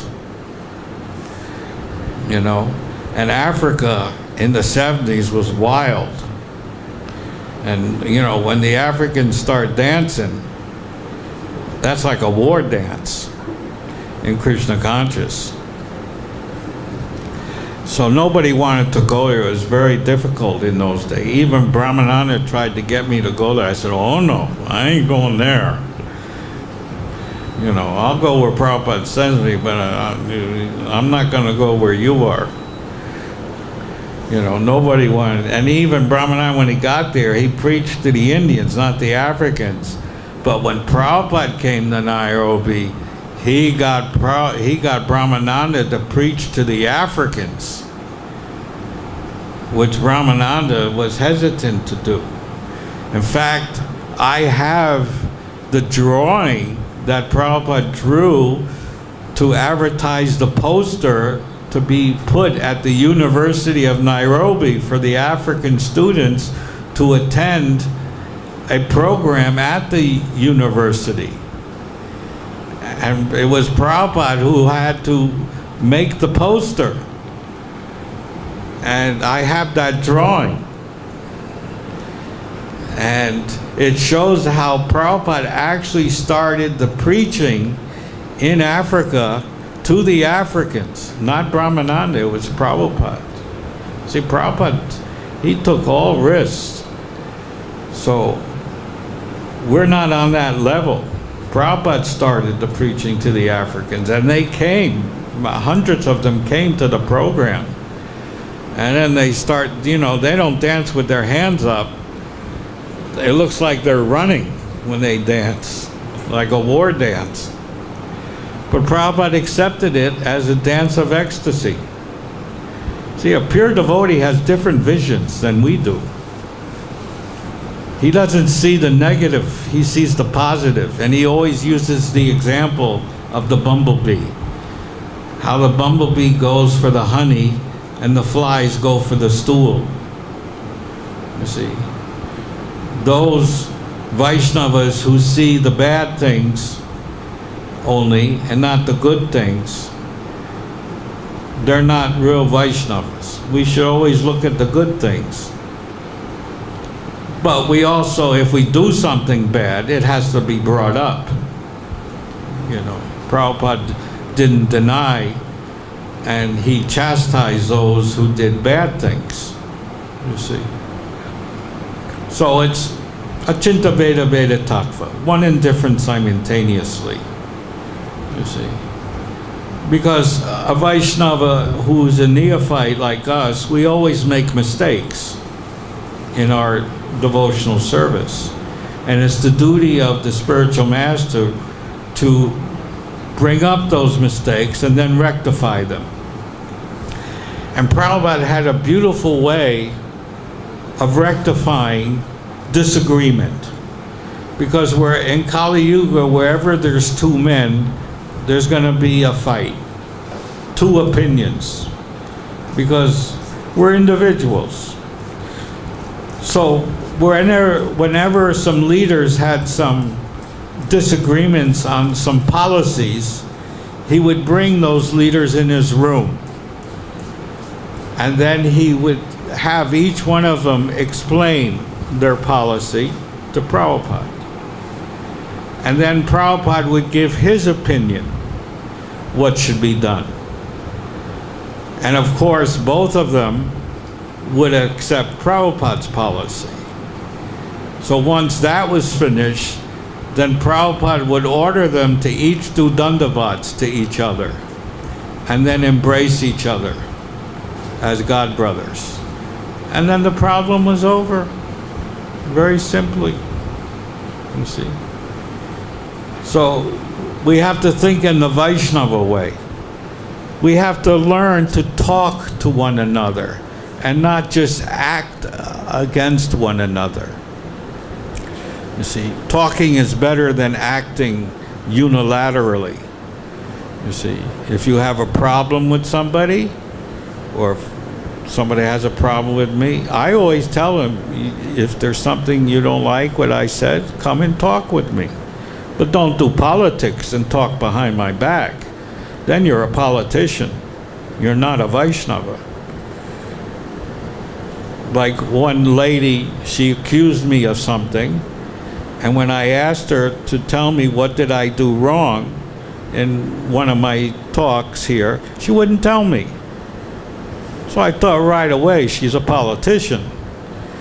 If you have a problem, tell me. I have open ears. I live in Vrindavan. I'm a man of peace. And I have Shastra to back up anyway. Everything I say, because I put it on the board. Of course, I give my personal experiences with those many times, because I did have personal experience, with Prabhupada on many of the topics that are discussed. So I use those as examples, like this one, about the prestige, how dangerous it is to feel prestige. There's another topic, because I was accused of being a pirater for many years. They said I would copy things and distribute them. For instance, the Veda base. The Veda base first came out in the early 80s. And actually, the quotes I use from Prabhupada's books, I don't use the new Veda base. because there may be some editing. I use the old one from the 80s. So you're getting the original unedited quotes when you see the quote from the book, because I have the original database from the 80s as well as the new one. And I also have the updated 2015 one, because that one has 150 extra recordings of Prabhupada that have never been seen before or read before. So I have those on the 2015 update, you know. But anyway, for the quotes on the books, because the original database only has Prabhupada's books, none of the recordings. I use the original, so I just want you to know that. So, anyway, they were selling the archives was selling the database for $600. Now, back in the 80s, that's a lot of money. I mean, nowadays, if you add on it 10 or 20 times, you know, that's like 8,000, 10,000 rupees, dollars. Well, who can afford that? Back in the 80s, no one could afford $600. And that's why in 10 years, they only distributed 90 databases in 10 years. Nothing. That's 80 a year or 90 a year. It's nothing. So, and in the third world, nobody had it, because that's like 1 year's salary, $600. So I saw it as a prescription for discrimination between rich devotees and poor devotees. And most of us are poor. We're not rich. So, you know, I didn't know what to do. But then one night, somebody slipped a disc under my door and left. And I opened, in the morning I opened and I found this disc. It was in a little package. And the disc happened to be a version of the database that had a crack on it that could be installed without see, they had a lock. You'd have to put the lock in your computer. It was this big in one of the ports, so that the database couldn't be reproduced, and the database wouldn't work unless the lock was put on. I mean, that's how paranoid they were, you know. So me and Brahmananda, we sat down. The company is called Views, Folio Views. They're now bankrupt. Someone told me, I read in a magazine, that they're not around anymore. So we figured at the most, the company would have charged probably maybe $100,000 to put all of Prabhupada's books into this database format. The database format is not meant for reading, but for accessing information. You get it immediately by typing in certain words. And then by typing those words, you will find those words where they appear in every book, in every spoken word, in every written word, you see, in every letter. And then it will tell you all, you press the hit box and it lists all the hits. Like I told you, I typed in rascal and I got 4,500 hits. So that was a big one. Then I typed in the word sex. Oh boy, I got 8,000 hits. Prabhupada mentioned the word sex 8,000 times in his books, publications, and everything. So it's interesting. You can type in anything, you know. I type in technical words. I look in the glossary and pick out technical Sanskrit words, and I get tremendous hits from those technical words. That means they're important. And so, anyway, I figured they spent $100,000. So if you add up 900 times 600, that's like $500,000. You know, that's a lot of money, the profit that they made. Now, I have a letter that Prabhupada wrote the archives, well, 2 letters. One letter says the archives should charge, the BBT should charge only 20% profit on all its books. And another letter was written about the tapes. He said the tapes should be given free to the devotees, but you can charge to the outsiders, the congregation. But the tapes, do you know how much the tapes cost back in the 80s? $3,000. Who's got $3,000 to hear their guru? I mean, a tape costs 50 cents. And they're charging like $2 or $3 a tape. That's more than 20%. So we thought that, you know, the archives is exploiting devotees. And Prabhupada used the word exploiting, that our institution, the BBT, should not exploit devotees' sentiments by overcharging. This is karmi business. This is exploitation. So somebody gave me the copy. That means Krishna wants me to distribute to everybody. And I only charged $10 because I had to do some adjustments on it to get it to work properly.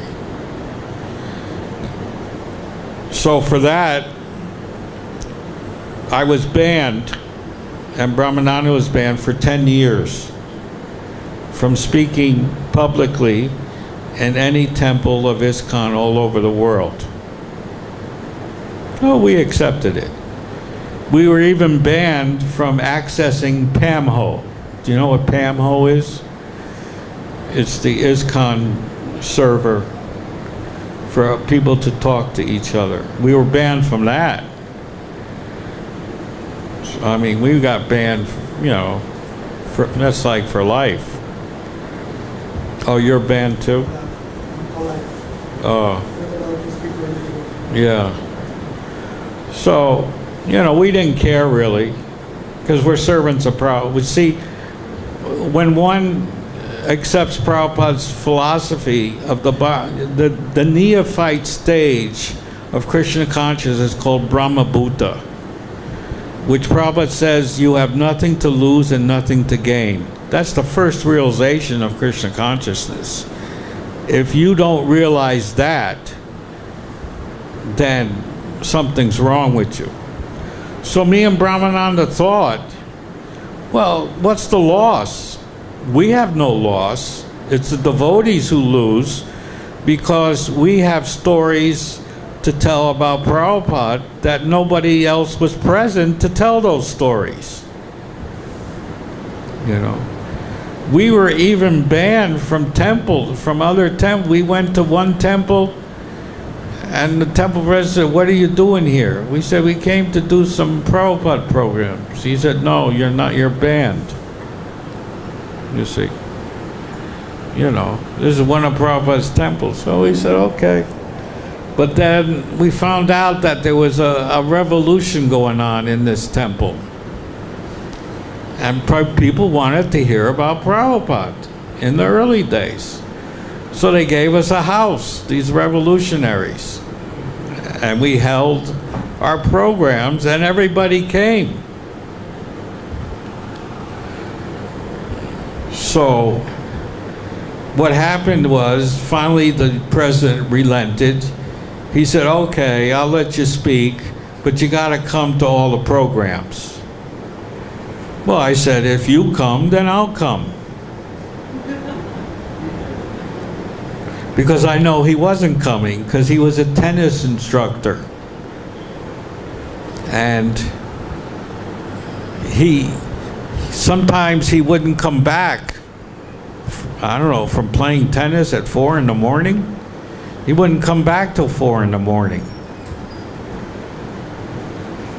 So the days he didn't attend, I didn't attend. Because he's supposed to be the example. And he's giving me orders. He shouldn't be a hypocrite. He should follow the orders too. So in the middle, after Guru Puja, which he did attend, but not the Mangal Arti, he asked me, where were you for Arti? I said, well, where were you? He said, well, I was playing tennis. I said, at 4 in the morning? You're playing tennis? And then he just turned red in the face.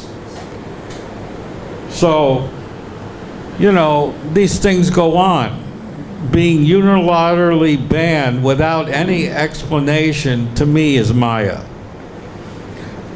We should learn to talk with one another and not just act against one another. You see, there should be some substance to our realizations about Krishna conscious. Because Prabhupada used to talk. He didn't act unilaterally against somebody unless it was overly offensive. Certainly, we didn't do anything overly offensive. We gave devotees the opportunity to have Prabhupada's books. You see? That they didn't have to buy the physical books and carry them all over the world. Like the Goswamis, they used to carry their books in bullock carts, Prabhupada said. Wherever they traveled to, they put all their books in a bullock cart. Well, is that what we have to do? The Veda base allows you access to all of Prabhupada's books, recordings, and letters without having to carry them. They're right here. If the Veda base was meant for Krishna's and Krishna's devotees, so they should be made available at a reasonable cost, not exploitive. So, anyway, after 10 years I'm here, giving Ishtagoshi, which was inaugurated by the Goswamis at Radha Damodar, where they would meet. And it was started by Prabhupada in 1966. He started Ishtagoshi.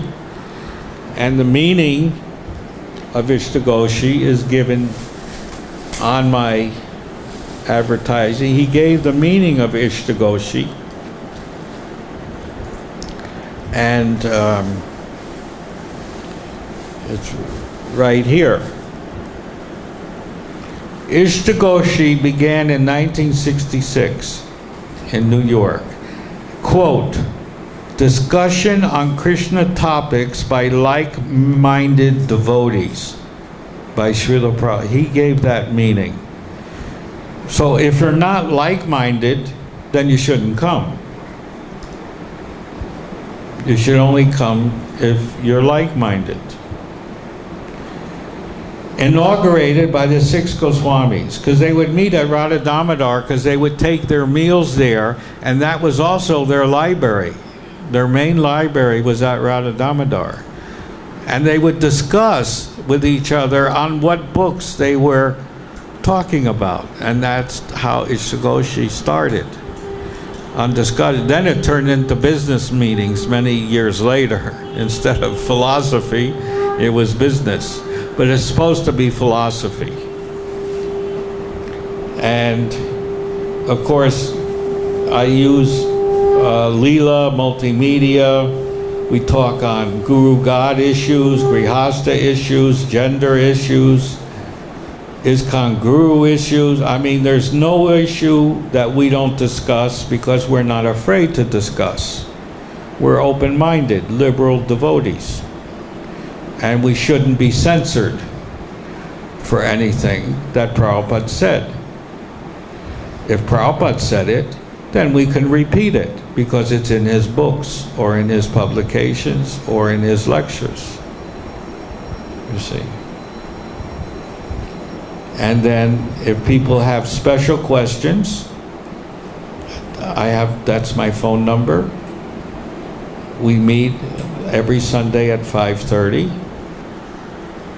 and you can attend. And after the class, which is now, I ask for questions. And one of the qualifications of a disciple is to be inquisitive. Don't just accept what Prabhupada says blindly, but ask questions, you see. And I'll try to answer them according to what Prabhupada says in his books. I won't give my opinions, you know, but I'll try and answer from the books that I've read and the quotations of the books. I have thousands of quotes from Prabhupada on different matters, even on the histories of India. Prabhupada told me the whole history of the Britishers and the Mughals and this and that.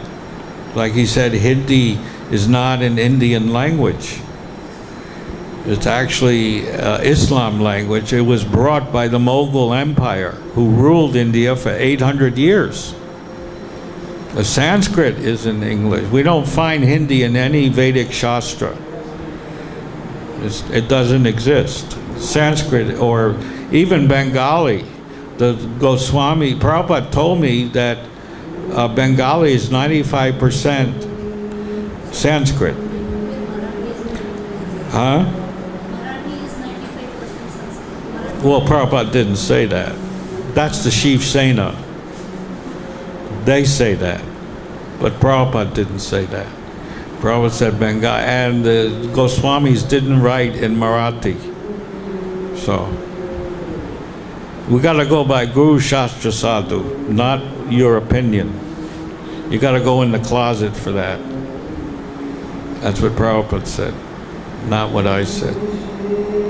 So anyway, we'll end tonight. And I have many new items to discuss next week, especially on the qualifications of a devotee. What are we supposed to do as a disciple for our guru? Not just Prabhupada, but your initiating guru. Most of you, how many of you are initiated? Raise your hand. Okay. You're initiated. So what do we do? So Prabhupada gives a whole list of the qualifications of a disciple. And we'll discuss those. So anyway, is there any questions for tonight?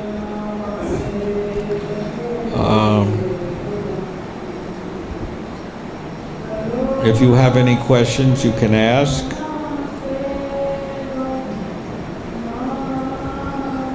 There's microphone you can pass around. Yes, sir. Yes, Prabhu.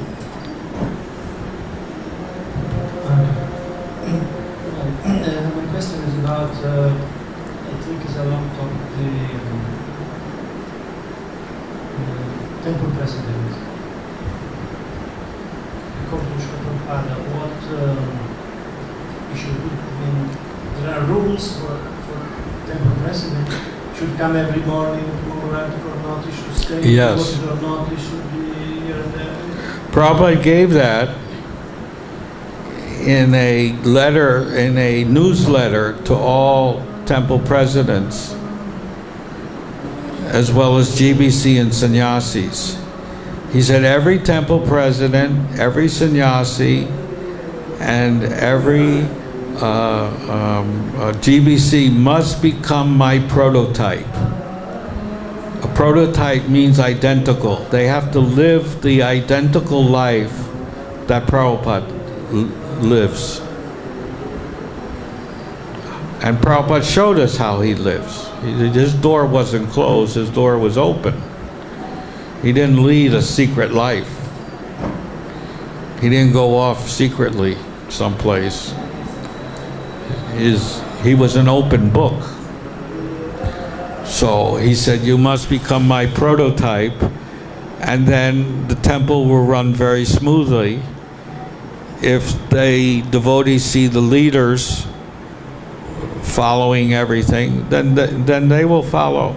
Because in the Bhagavad Gita it says, whatever great men do, the common men will follow. That's Shastra. So, does that answer your question? Very simple. Yes, it does, and it does not in details, but I mean, you say. Well, it's a simple, you know, whatever Prabhupada did, you know, I have a section here called Temple Activities. We can see, well, he says, beware of power politics within the temple. We should dance with raised hands like the Panchatattva. You know, they're swinging around like girls. I didn't see Lord Chaitanya do. Yeah, twirlers. I call them twirlers. Prabhupada says dance with raised hands like Panchatattva. Very simple. Of course, Prabhupada did allow persons to dance in ecstasy, but not twirling around and bumping into people, you know. Devotees should be accorded best comforts. That's up to the temple president. And as a temple president in several temples, I did that, especially Los Angeles, there was 150 devotees. The most important thing was cooking prasadam, healthy prasadam. So one day I asked Prabhupada, what is the healthiest diet for Sankirtan? Please tell me. So his first thing is chapatis and dal, because you get your protein and vitamins. Next is vegetables. And fourth, rice only for a filler. If you eat your chapatis and dal and vegetables, you're still hungry, then fill the rest of your body with rice. Now, if you go to a Gujarati home and eat prasadam, they don't give you the rice until after you eat. Yeah. You first eat chapatis and a couple of sabjis and dal, and then they bring a little katori of rice and you're already filled up. You don't feel like eating it. And then they pour a whole bunch of ghee on the rice. So they don't even eat the rice till the last. You see. Because rice really has no vitamin inside. It's used as a filler. You see. In fact, I've been on because my body is changing, I'm 70, I've stopped eating rice now for 2 months, and pasta. And I completely I've seen a different change. I don't say you should do that, but elderly people should do that. And your body changes completely. You can tolerate heat. It's hard to tolerate cold, but you just eat a couple of fried items and you get warm. Just in the winter, not in the summer. So you have to, Prabhupada said that Krishna created this body perfectly. It's perfect. He can't create something imperfect. We make it imperfect by the food that we eat or by eating the food at the wrong time. Or how much we eat. Prabhupada said, you fill the belly 50% of what you're hungry for, 25% liquid, and 25% empty. And then you'll never get sick, he said. So that's up to the person, how much he can fill the belly. 50, of course, Brahmananda had a big belly, so his 50% is different from your 50%. You see, so it's individual. But he said that's the perfect way of not getting sick, because we don't want to get sick in Krishna conscious, because then we can't serve. You see. But then about the management is final. Whatever the temple president says, you have to accept, because he's been appointed. The management should be based on the order of the spiritual master. So that's important. Then there's the meaning of temple worship. Money given to Krishna should be used properly. I'm just stating some of the headings that Prabhupada mentions. We can go into detail later. There must be bhav in temple worship. In other words, we shouldn't do the temple worship as a ritual. There must be some love involved. If we just do it as a ritual, like one friend told me, he goes to Banka Bihari and the man's talking on the telephone while he's doing the arti. Of course, that temple's run by the government because the Goswamis were killing each other, you know, for the assets of the deity. That's why I never go there. Prabhupada never went there. It's not in our line. It's a Mayavadi temple, actually. But people go there because the rumor is that deity gives material benefits. That's why people go there. But we don't go to the deity for material, but we go to the 7 main temples of the Goswamis. That's it. You see. So no gems or jewelry for the deities, because people will steal them if there's gems or jewelry. Gems or gold. Preaching more important than managing. Sikh devotees must be maintained by the temple. These are Prabhupada's words. Srila Prabhupada for polishing deities before the morning bath. The deity should be polished before the morning bath. I guess for brass deities. Srila Prabhupada negative on business. Srila Prabhupada warning on temple worship. 2 parallel lines for maintaining temple life. He gives 2 parallel lines. Worshipping in temple to invite Krishna and don't close the temple. Because we are inviting Krishna and then we're kicking him out. That's an offense. We can move the deity but not close the temple. You see, that we can do. We can move it to a different section of town. Anyway, these are just some of the headings about temple management. You see, you know.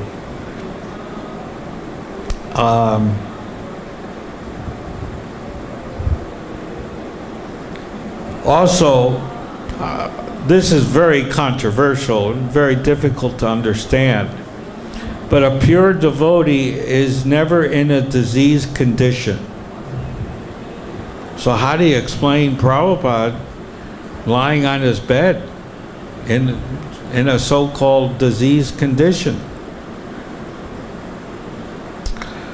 So, first of all, Prabhupada said sometimes Krishna makes him sick for testing the GBC because he gives them some independence. So he didn't get sick because of karma. He wasn't born out of karma. He was born a pure devotee.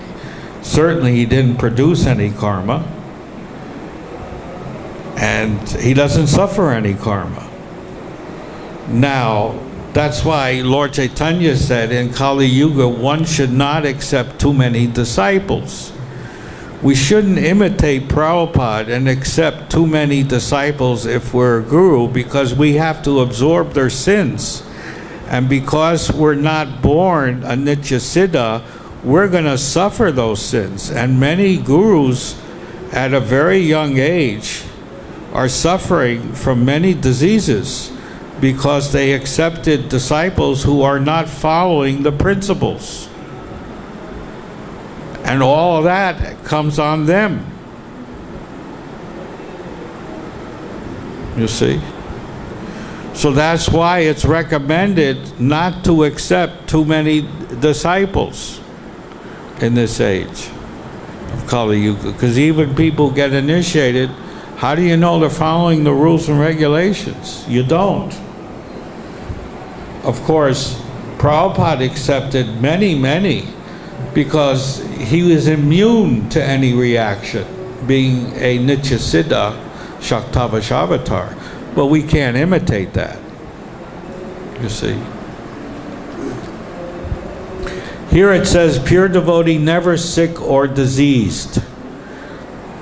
And Prabhupada talks about this. One may argue that we may see a person who is spiritually engaged 24 hours a day, but is still suffering from disease. That means he has a disease, but it doesn't stop him from serving Krishna 24 hours a day.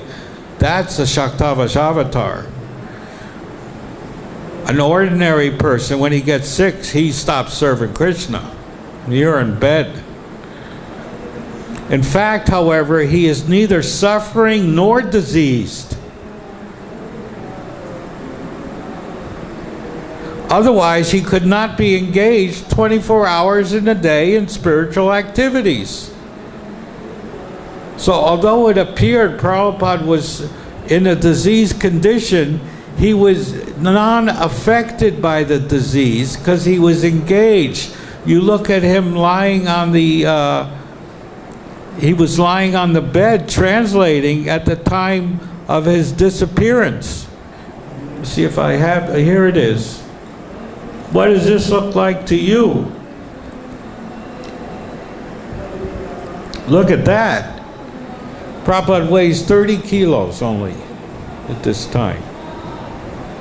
A person in this state would be in a coma, doctors say.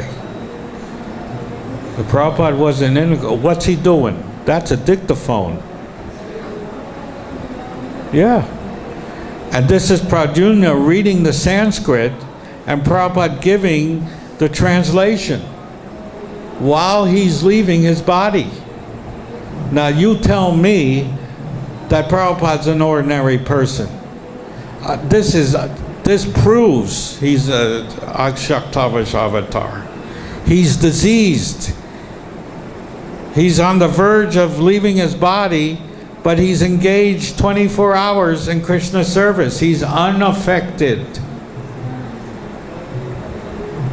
This proves his true identity right here. We got a picture of it. You can't deny it. We can't do that. I don't think there's any guru in ISKCON that can do this. Weigh 30 kilos and translate with a clear mind. And ordinarily, every doctor said when they see this, they said he should be in a coma, unconscious. The devotees, a pure devotee, Saktavasavatar, he's never unconscious. He's always conscious of Krishna. So this picture alone explains Prabhupada's actual position in this world.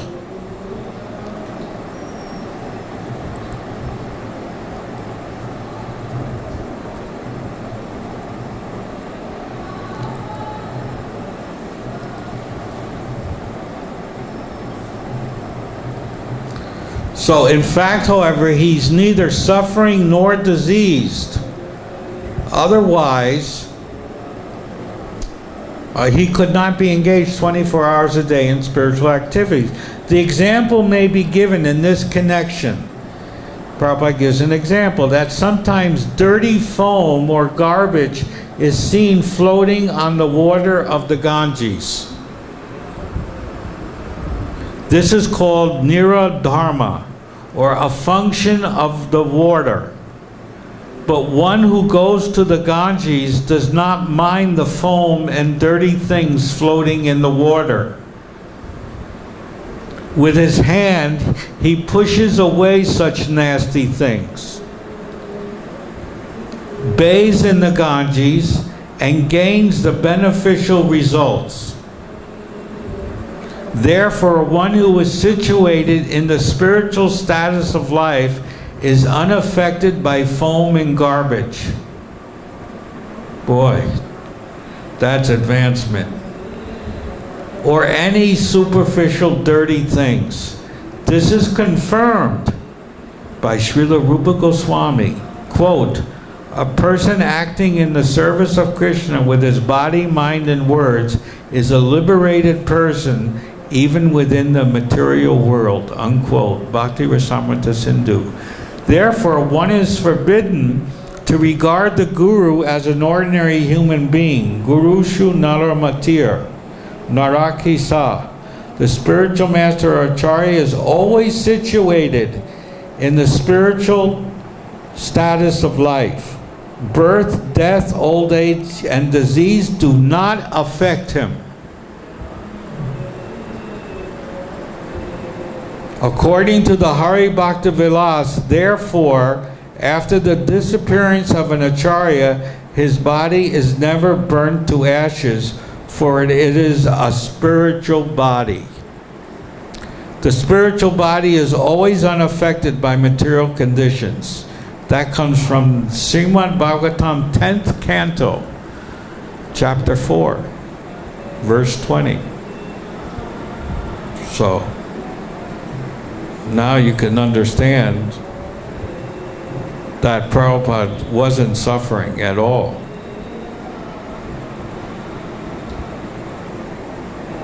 Although it appeared to our material eyes that he was diseased, but he wasn't diseased. I mean, look at Krishna. When Krishna left the planet, he got shot in the heel with an arrow. That can kill the Supreme Personality of Godhead, the Creator of the entire universe? No. It was his time to leave the planet. So Krishna deliberately left as an ordinary person to delude the atheists into thinking he's an ordinary person. Similarly, Prabhupada finished his mission. He came to the West, left his books, came back to India, left his legacy here in India with these temples. His mission was completed. He did more than what Bhaktisiddhanta told him to do. 10 times more. No, actually Prabhupada said 100 times. Said, I've done 100 times more than my Guru Maharaj. Now who can say that? Only a Shaktavasavatar can say that. That he's done more than his Guru? That's a heavy statement. But Prabhupada said it, and he said he had double the energy of his Guru Maharaj. Well, that we know. Prabhupada was never called a 75-year-old old man. Even in the Karmis called him a 75-year-old young man, if you read the newspaper articles. So we have to distinguish between acharya, spiritual master, and disciple. That has to be. They're not all one. They're one and different simultaneously. Achinta Veda Veda Tattva. Yes. Microphone.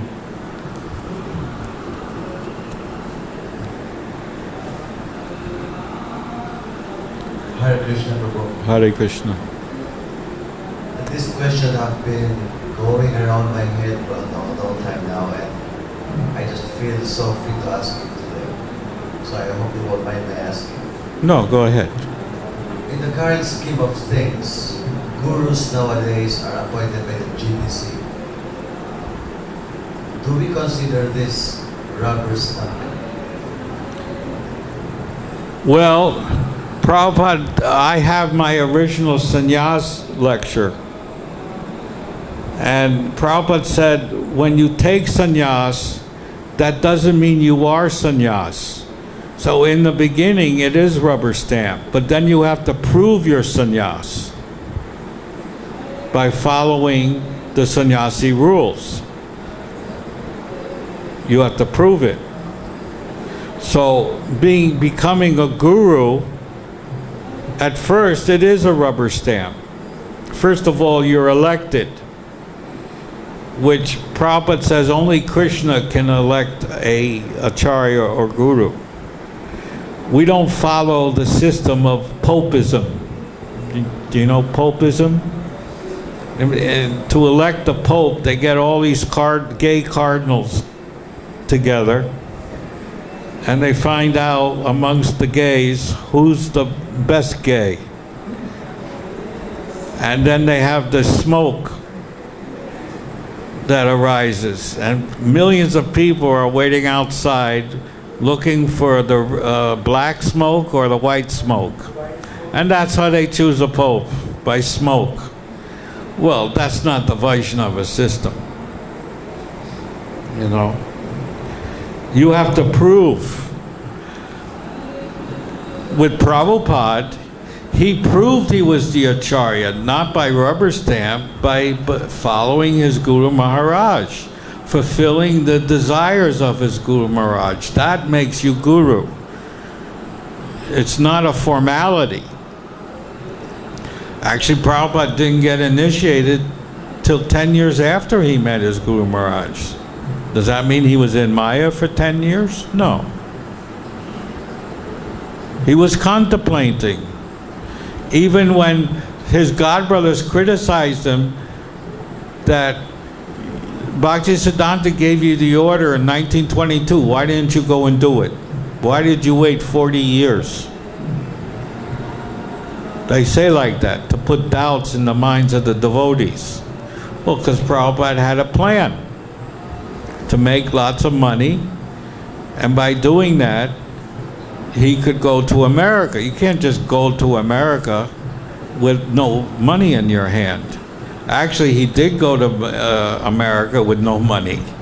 He had 40 rupees, and he couldn't change those 40 rupees because America wouldn't accept him, because it's not a convertible currency. Even now, if you go to America and bring your rupees, you can't convert them, because it's not a convert. You can convert yen or the pound. Those are convertible currencies, but not the rupee. You have to come back to India to reconvert them. That's why Mr. Modi gave the NRIs till June 30th to convert their old bills, 500 rupee notes and 1,000 rupee notes, into new bills. They can't do it in America. They have to come back to India. So, anyway, so what was your question again? This appointment of gurus. Yeah. So in the beginning, they're appointed. So then they got to prove their guru by fulfilling all the acharyas' desires, all the previous acharyas up to Chaitanya Mahaprabhu, you see. And if they do that, then they're bona fide guru.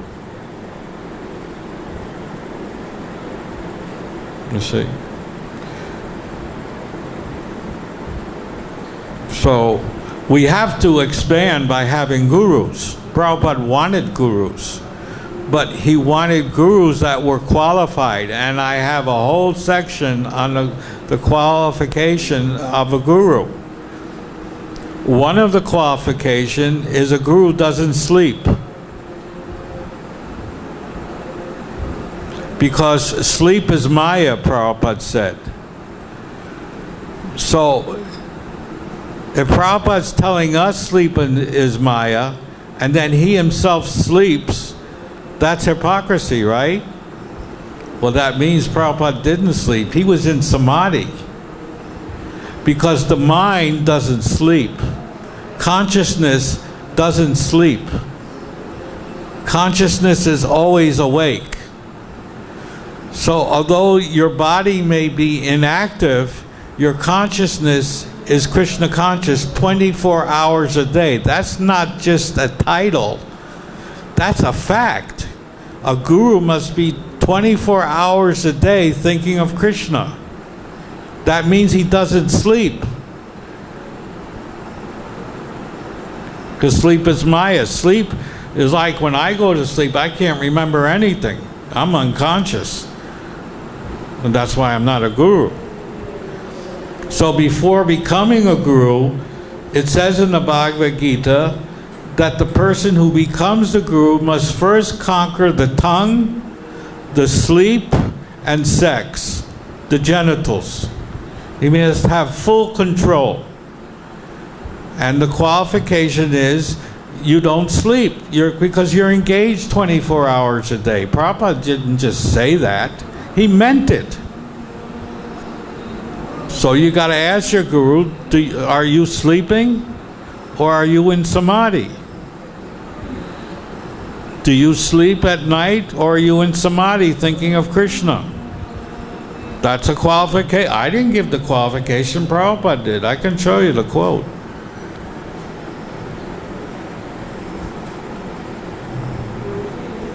Wouldn't it be an offensive attitude by asking that question? No. It's not an offensive because you're putting your faith and your life into one person's hand. You expect to get some return out of that. You didn't just want to follow someone blindly, especially when half of our gurus have fallen down. You know, we have one of them who was watching porno for 35 years. Do you want to put your faith in that person? Are you going to go back to Godhead with that person? No, you're going to hell with him. If you follow a person who is not qualified to be a guru, not only does he go to hell, but you go to hell too. So you're putting your life in this person's hands. You got to be sure he's bona fide.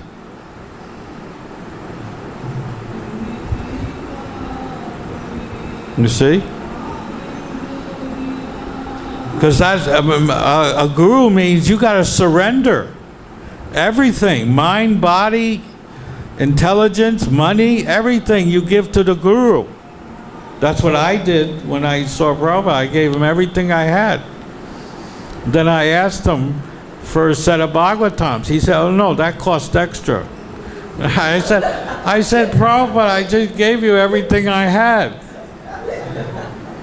But he was teaching me a lesson. Don't be puffed up. Just because you give something to Krishna, and Krishna doesn't need your money, don't be prestige. Have the prestige. Oh, I gave everything, therefore I demand service from Krishna. Give me your books. Prabhupada was teaching me a lesson. So I went out, begged for the money, and brought it.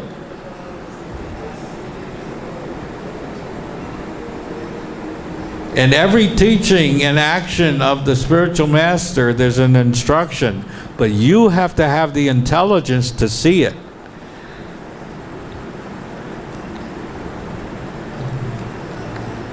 Just like I experienced the worst. I got kicked out of ISKCON in 1970 due to that conspiracy. I was part of that. Somehow. Prabhupada says in a letter it was unconscious, but still somehow I was part of that. So I got kicked out of ISKCON, but I didn't lose faith in Prabhupada. I still fulfilled his order. I opened up temples and made devotees. I opened up 2 temples that are still going on 40 years later. In Coconut Grove, Florida, and in Gainesville, Florida.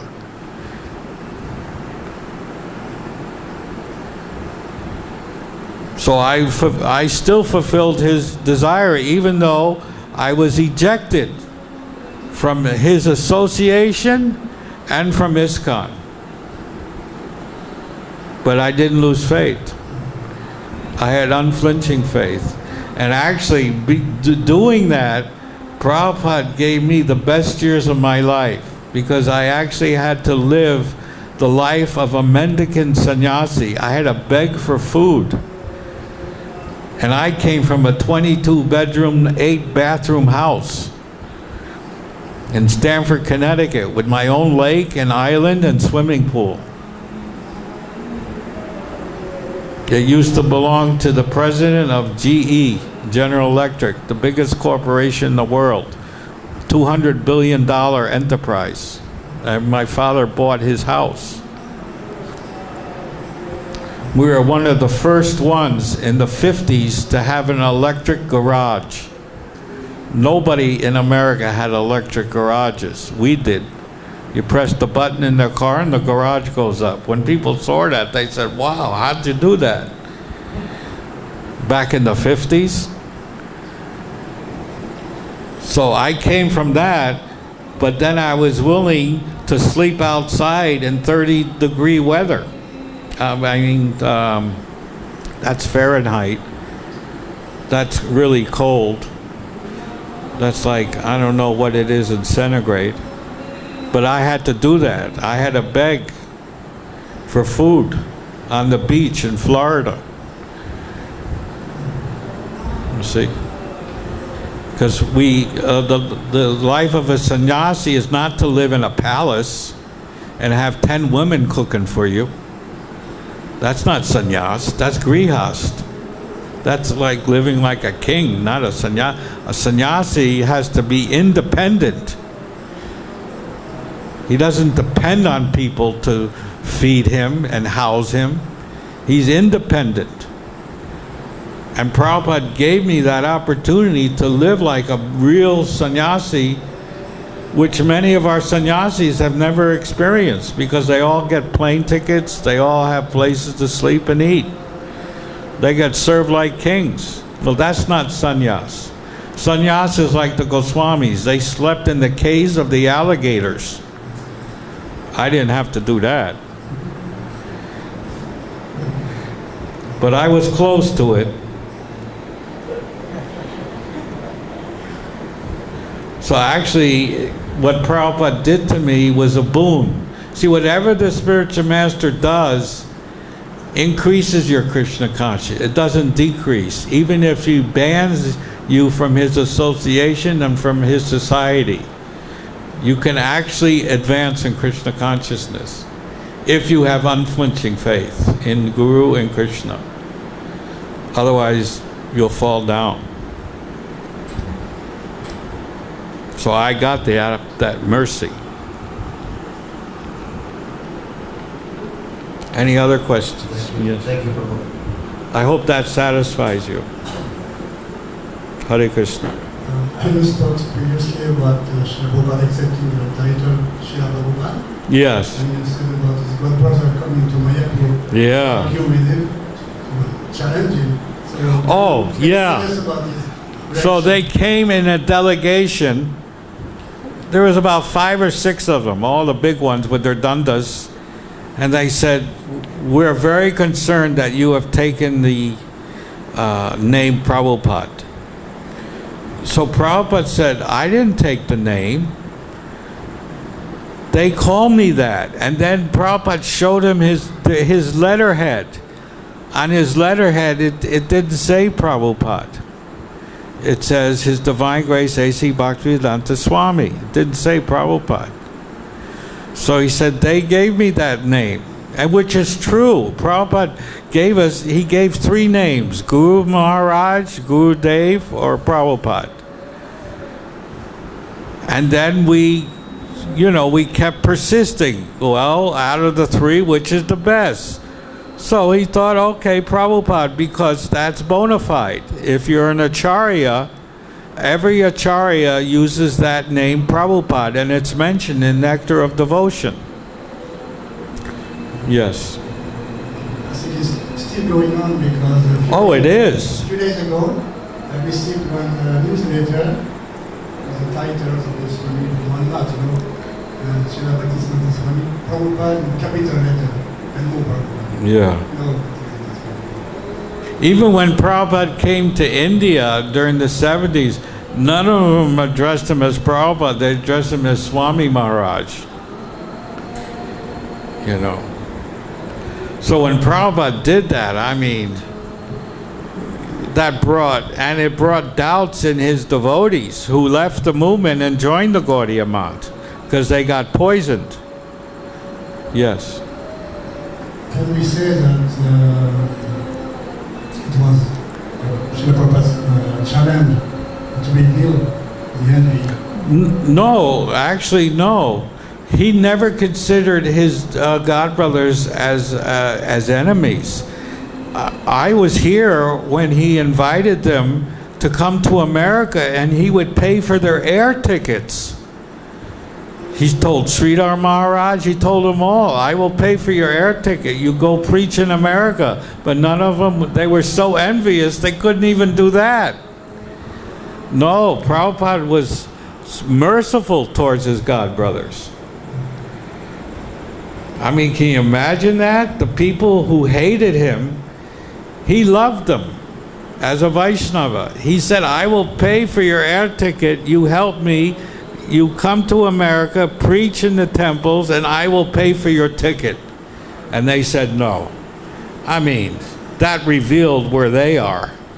They weren't interested in spreading Lord Chaitanya's movement. Otherwise, they would have gone.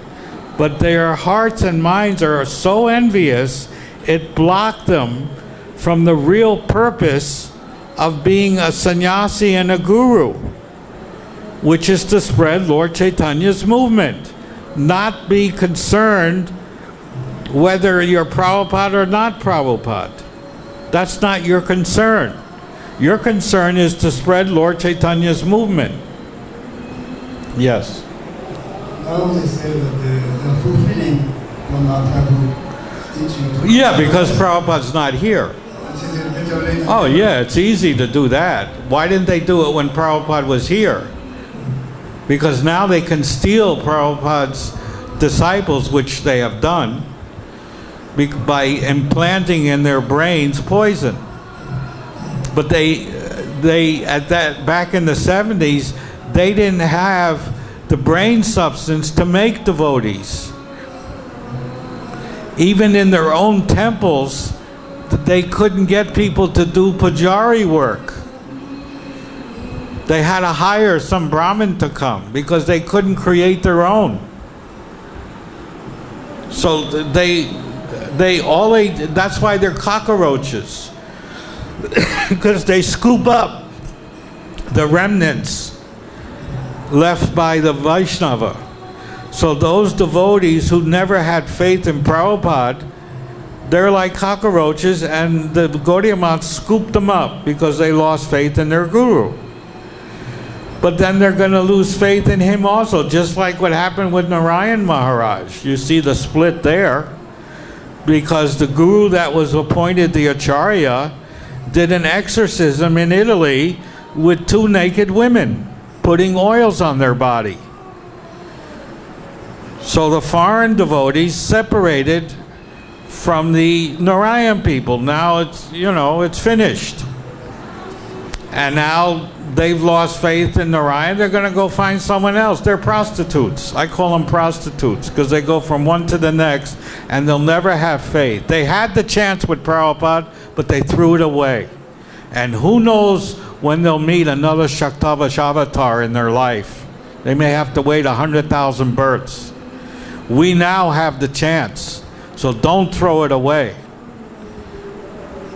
Use your brain, use your intelligence, and then you'll succeed in Krishna consciousness, and Prabhupada will bring you back to Godhead with unflinching faith in Guru and Krishna.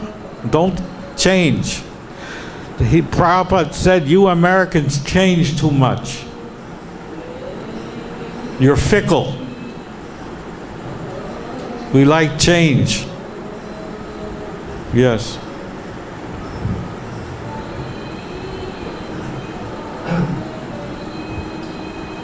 Just a comment.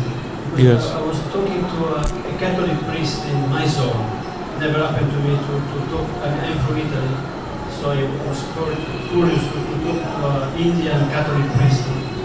And we talk about Benedict's and Hinduism, and he was not very, of course, not very appreciative. And then he said one thing about ISKCON, not because he appreciated much ISKCON, but as a matter of fact, he said ISKCON is the only movement that has a systematic philosophy. That's what? You say about Hinduism, ISKCON is the only movement that has a systematic philosophy. Because we have disciplic succession and they don't. So I thought, They have no disciplic succession because they appoint a pontiff by using smoke.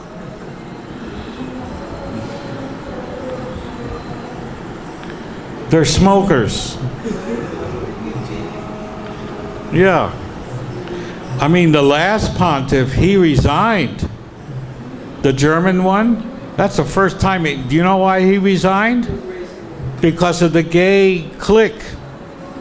See, he's an intellectual. He's a writer. The German one, I forget his name. Yeah, the Pope. What was his Pope name? Benedict. Yeah, Pope Benedict. He resigned because of the gay clique put pressure on him. Because he wanted to reform the gays. And now this new Pope, he accepts the gays. He was asked about the gay priests, and he said, "Who am I to judge?" And Pope Benedict's secretary, you know what he did? He released the files of the known 6,000 pedophiles in the church, and of the secret island in the Caribbean where they were sent to for reformation, and then sent from there to places in the Arctic so they wouldn't be in the public's eye where they can do their pedophilia without being arrested. They were never ejected. They were just moved around a lot. And he released that to the press, and he got arrested for it. I think the trial's still going on. Yes.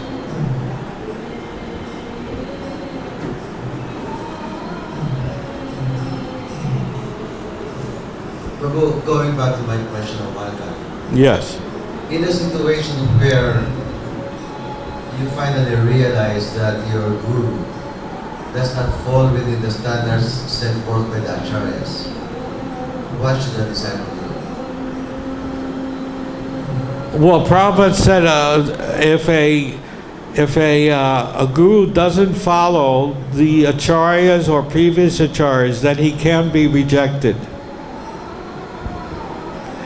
And then what do? You have Srila Prabhupada's books. You've already been inducted into the Sampradaya. And what you can do, because our movement is not a Diksha movement, it's a Shiksha movement. So you can ask advanced devotees for your Krishna consciousness. Other gurus, temple presidents, GBC, someone who you think is advanced in Krishna conscious to guide you. But you have Prabhupada's books. They're the perfect guide. You don't need to get reinitiated because you've already been initiated, and the proof is Agni. Agni Dev is the witness to your vow of being inducted into the Sampradaya for eternity, because fire is eternal. When we do the ceremony, we don't do the ceremony because of the person. We do the ceremony because of the fire. Do we throw the ghee at the guru and throw the grain at the guru? No, we throw it in the fire. We're worshiping Agni. because he's the witness to your induction into the Sampradaya for eternal life. So you've already been initiated, but you could seek out other Shiksha gurus for questions and answers. But there's no need to get reinitiated. Like Prabhupada left, does that mean I get reinitiated? No, of course not. I still have Prabhupada's teachings. So similarly, your guru reads Prabhupada's books, you read Prabhupada's books, so you use Prabhupada's books as your guide. And I'm telling you, everything is in Prabhupada's books to become Krishna conscious. You don't need another guru. And Prabhupada says there is no successors. This is what he says. I found the quotes. Prabhupada, someone asked a question, when you leave this material world, will there be another spiritual master after you? Another pure soul? And Prabhupada said, then that spiritual master is Krishna himself. There is no need of education. Everyone is free. Everyone is full knowledge. There is no need of spiritual master. Morning walk. Prabhupada says when the spirit in Chaitanya Chaitamrita, when the spiritual master leaves, immediately Chaitya Guru reveals himself within the heart of the disciple, if he's sincere. And Chaitya Guru will give you dictation. That's how I got to Vrindavan. Thank you very much. Because Prabhupada came to me in a dream 17 years ago. I was making money. You know, I was making profit $2,000 a day, living in a house with an Olympic swimming pool. I had a Corvette, a Porsche, I had everything. But I was saving my money to one day go to Vrindavan, but I didn't know when I should go. And then finally, at the age of 52, or 53, I forget, 51, Prabhupada came to me in a dream and said, stop what you're doing, all that you want is in Vrindavan. And I just liquidated my business, gave all my furniture to my relatives. Lucky I got rid of my wife. Actually, she got rid of by herself because the police arrested her for domestic violence because she bit me. And I had her arrested, so I didn't have to pay any money. Because in the state of Florida, if the spouse is arrested for domestic violence, you don't pay any money. So, because she bit me, the scar is still there. I showed it to the police, and they arrested her. So I was a free man. I gave up the business, gave up the wife, and I came right to Vrindavan. So that shows you that Prabhupada is there, Krishna is there in the heart guiding you. Even after how many years? Prabhupada left in 1977, I came in 2000. That's what, 15 years? What's the, how many years? 17. Yes. 17. So 17 years I came. Due to Prabhupada, because he never leaves you. And he wrote me that in his last letter. He says, as my Guru Maharaj is eternally guiding me, I will be eternally guiding you. It's written in my last letter. I read it last week. Garga Muni's last letter. So, Prabhupada is there for you. You've accepted Prabhupada as your Acharya. So you have as much a relationship with Prabhupada as I do. Because it's based on sound vibration. Vani. And Prabhupada said Vani is better than Vapu. Why? Because sometimes Vapu is accepted, but sometimes it's rejected. And many of Prabhupada's personal servants fell down because of envy and other reasons. They thought that Prabhupada needed their service, but actually Prabhupada depends on Krishna's service. And many of them fell down, yet they had all the association with Prabhupada. So that proves that sometimes Vapu is good, but sometimes it's bad. Because Prabhupada says, familiarity breeds contempt. If you get too familiar with the Guru, then you become contemptful. You think he needs you, but he doesn't need you. You need him. You see? There's very few servants that remained humble. One is Shruti Kirti, Harisari. They remained humble. But there are many others that fell down.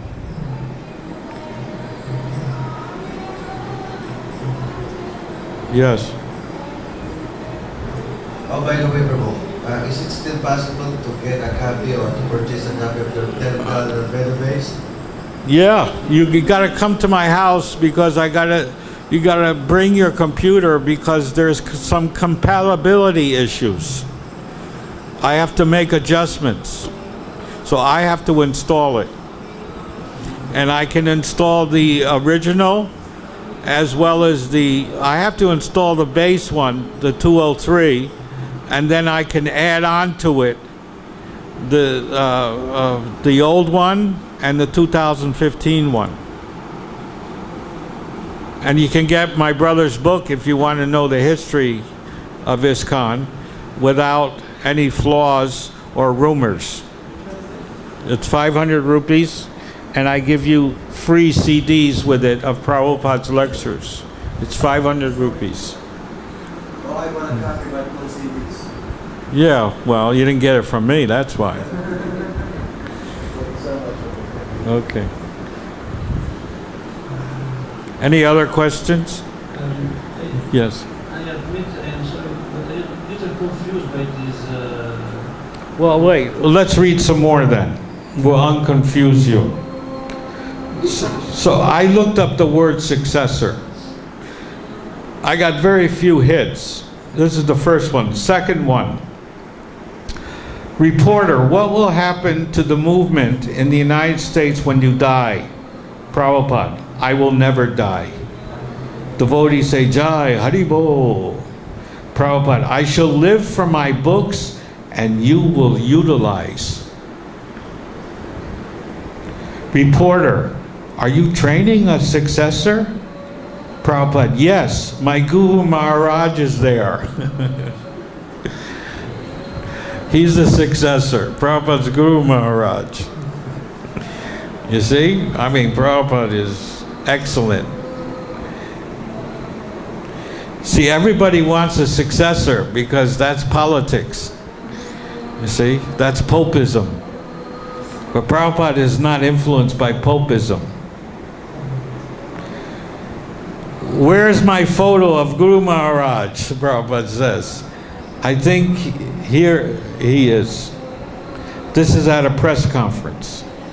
Another quote. Reporter, you don't see any slowing down of the impact of, Prabhupada says, no, it can be slowed down unless we spoil it.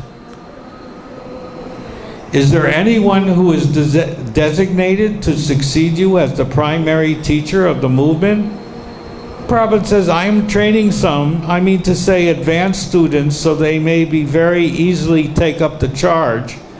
I have made them GBC. They were supposed to manage the society.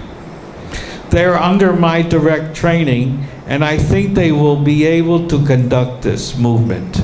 Reporter, do you expect to name one person as your successor, or have you already? That I am not contemplating now. But there is no need of one person, as other things are managed by committee, so this can also be managed, and the committee may elect one person as chief. As just like in the democracy, there are senators and there is a president. So it may be I may nominate or they can nominate. That's in 1976. Interviewer, another quote. What happens when the inevitable time comes when a successor is needed? Rameshwar, he is asking about the future. Who will guide the movement in the future? And Prabhupada says, they will guide. I am training them. Interviewer, will there be one spiritual leader, though? No, I am training a GBC, 18, all over the world. Rameshwar, his personal secretaries. Interviewer, I see. Rameshwar, to see the original teachings that Prabhupada has given are not in any way changed. You see, now this one boy from Brazil said last week, they're inviting gays and they're doing gay marriage. Oh boy, what Prabhupada says about that, that will blow your mind. Yeah, 18 GBC. It was represented geographically, not exactly by person, but by geographic conditions. Prabhupada chose. Interviewer, another quote. I was wondering if he had a successor to do you have a successor to take your place when you die? Prabhupada said, not settled up. Again, Prabhupada says, not yet settled up. Prabhupada, we have got secretaries, they are managing. Rameshwar, he has appointed from all over disciples a group of secretaries, each one in charge of a different sector of the world. Interviewer, how many secretaries? Presently there's 18. Prabhupada says, I am training each and one to expand. That's again, I think, a repeat. Interviewer, another one. Now we understand your divine grace that at this point in time you are the titular or actual head of the Krishna movement in the world. You have no successor when you move into another dimension. That from the masses, from the disciples you have throughout the world, someone will rise to take your place when you move to another world? Not someone, but so many. Because I am teaching all the students to work in future. I may die, but the movement will go on. Because all these young boys and girls, they are complete in knowledge of this Krishna conscious movement. So it cannot be stopped. Interviewer, oh no? No, no. We did not mean that it would be stopped or cease at any time, but someone will succeed you. But you say many will. No, why someone? Many will succeed. I don't have a date for that because that's a new transcript that was just released. Hanuman, that's Hanuman Swami from South America. He says, one thing he's saying, this gentleman, and I would like to know, is your successor named or your successor will be? And Prabhupada says, my success is always there.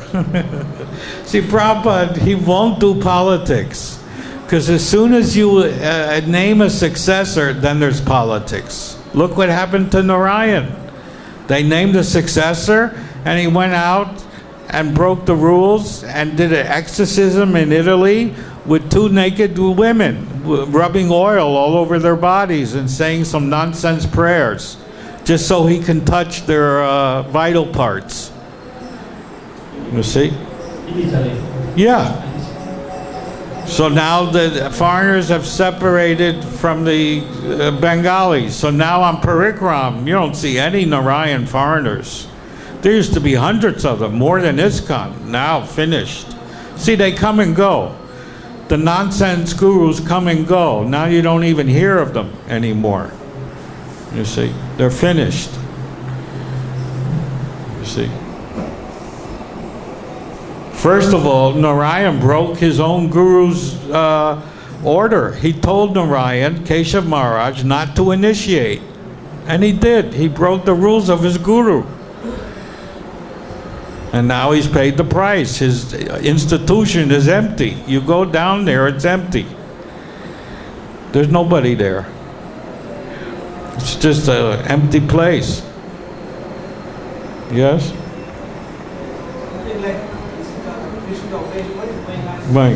Microphone, because I can't hear you. Let me just finish this last quote. This man, Mohsin Hassan, yeah, the 10th, after you, it is my decision has been made, who will take over? And Prabhupada says, yes, all of them will take over. See, Prabhupada, he never names one person. How many swamis do you initiate? American, I'm speaking, about 10. You have 10 swamis. Outside of swamis lower, now they're competent. They can. Not only the swamis, even the grihastas. They are called dasa adhikari and brahmacharis. Everybody can. Whoever is initiated, he is competent to make disciples. See? It's not a cultism. You see? Where the disciples of one guru stays in one house and another disciples and a guru stays in another house separate from ISKCON. This is all politics and nonsense. We should all be together. You see? But some of our leaders are thinking, oh, if my disciples mix with other disciples, maybe they'll leave me and I won't get my Guru Dakshina to build my samadhi. You see? Otherwise, why this separatism? We should all be together, like we were when Prabhupada was here. We were all together. Sannyasi, I was a sannyasi. I slept on the same floor that the brahmachari did. I got bitten by the same rats they did. They went to me and they went to someone else. The cockroaches were on me and they went to the guy next to me. There was no separatism. I didn't have my own room. I didn't have my own prasadam. I ate what everybody else ate. When they came with the maha, I got a little piece like everybody else did.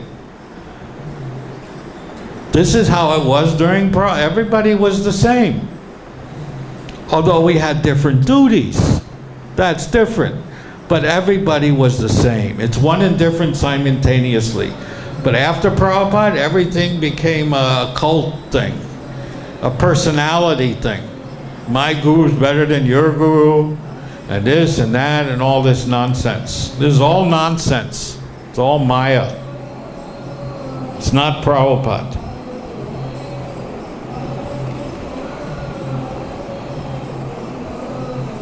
Anyway, Prabhupada says we're all competent. No, there's nobody. And I looked up successor, and that's what I found. And yes, so now what's your question? What I've heard that there's some movement is going on from part of this country. Krishna waste, what is that? Oh, that's a complete nonsense. To westernize, just like Kirtananda Christianized ISKCON, where everybody wore Benedictine robes with the hood, and they chanted not Hare Krishna, but Lord, please engage me in your service. That's how they chanted. The arti was in English, old-time English, with no cartels, no mridanga, no harmonium. There was a symphony. And you couldn't dance. You sat in church pews, in church style. And next to Prabhupada was Jesus. And everybody called each other brother or sister. And they had Christian names, not Sanskrit names. So he Christianized. And he wore a crown with two dogs, two Doberman pinschers that he would bring into the temple. Can you imagine bringing dogs in front of Radha Krishna? I mean, this is what went on. So now, the new thing is, like the Pope is, the Pope is saying, those who have aborted children, this is the year of mercy. You can come back to the church. See, they're compromising. So this Krishna West is nothing more than a compromise so he can get more disciples and more money for his samadhi. That's all it is. And he's breaking Prabhupada's teachings by marrying gays, which is not in the Shastras, in any Shastra, Christian, Hindu, Muslim. There is nothing in the Shastra that says two men get married. In fact, marriage is for progeny, for to increase, and you have to make your son or daughter Krishna conscious. So, how do you get a son and a daughter from two men? I don't know, unless you adopt them. But it's not natural. The sex is not natural.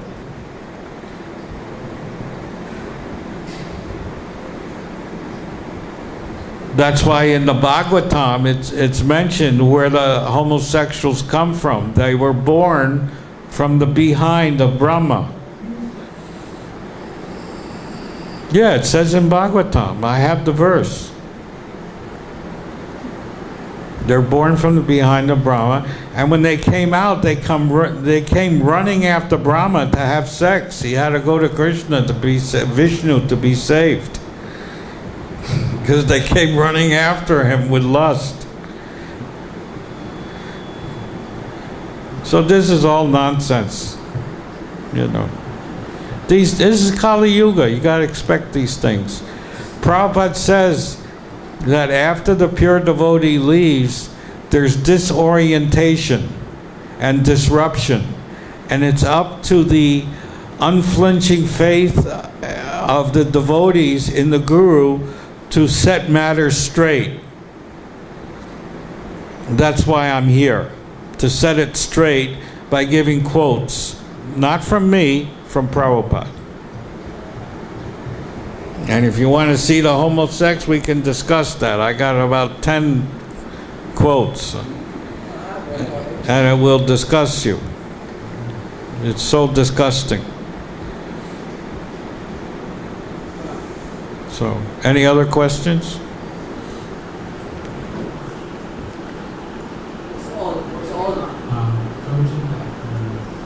Prabhupada controlled about the fuel is going to be exhausted by 2022. He said what? Fuel. Petrol. Diesel, gas, all over the airplanes, two-wheelers, four-wheelers, they are depending upon the fuel. Fuel, okay. Fuel, yes. According to Prabhupada, in 1972, one disciple of Prabhupada, how long this fuel is going to be. Prabhupada told after 50 years the fuel will be exhausted, and what the rascals are going to do. That was Prabhupada's answer. Well, I haven't seen that yet in any of the books or publications about that, but we know that Saudi Arabia has already admitted they only have enough oil for the next 20 years. And we see climate change being observed all over the world. The World Bank has predicted that from Delhi to Agra will become uninhabitable by 2025 because the water table has dropped over 60 feet in 5 years. So that means you have to dig deeper and deeper to get water. And I know for a fact in Rajasthan, every year 100 to 200 villages people leave because there's no more water. So there's a water crisis not only in here, but you go to South India, they have a terrible water crisis. There is no more water. So this is due to the fact that Prabhupada says that Krishna takes away as Kali Yuga advances, and as we rape the earth, we're raping the earth of all its natural resources. We're exploiting them for our sense gratification, and therefore everything is being taken away from us. So many things will happen. And Prabhupada said the reaction to this is within 1 second, 300,000 people can die from an earthquake and tsunami, which happened a few years ago. In a second. 2005. Huh? 2005. Yeah, within a second, 300,000 people died. That's the reaction. And now if you see the news, every day there's floods here, drought here. Saudi Arabia got cyclones. They never had cyclones in their history. 2 of them. They're getting cyclones in the desert. There was flooding in Dubai. They never had a flood in 5,000 years. So everything's changing because of the rape of the earth. So yes, everything is going to be reduced. Water, oil, everything's going to be reduced. Prabhupada said it's going to get so reduced we're going to end up eating each other. Scientists are now really experimenting on protein because they feel that soon there won't be any protein, so they're experimenting with insects and worms. We'll be eating worms and insects. So you better get out now. You better go back to Godhead now, because you don't want to come back here. Who knows what you're going to be eating. Anyway, now we close. It's 8:45. So come next week, 5:30, and we could discuss more. Hare Krishna. All glories to Srila Prabhupada. All glories to the assembled devotees. Jai.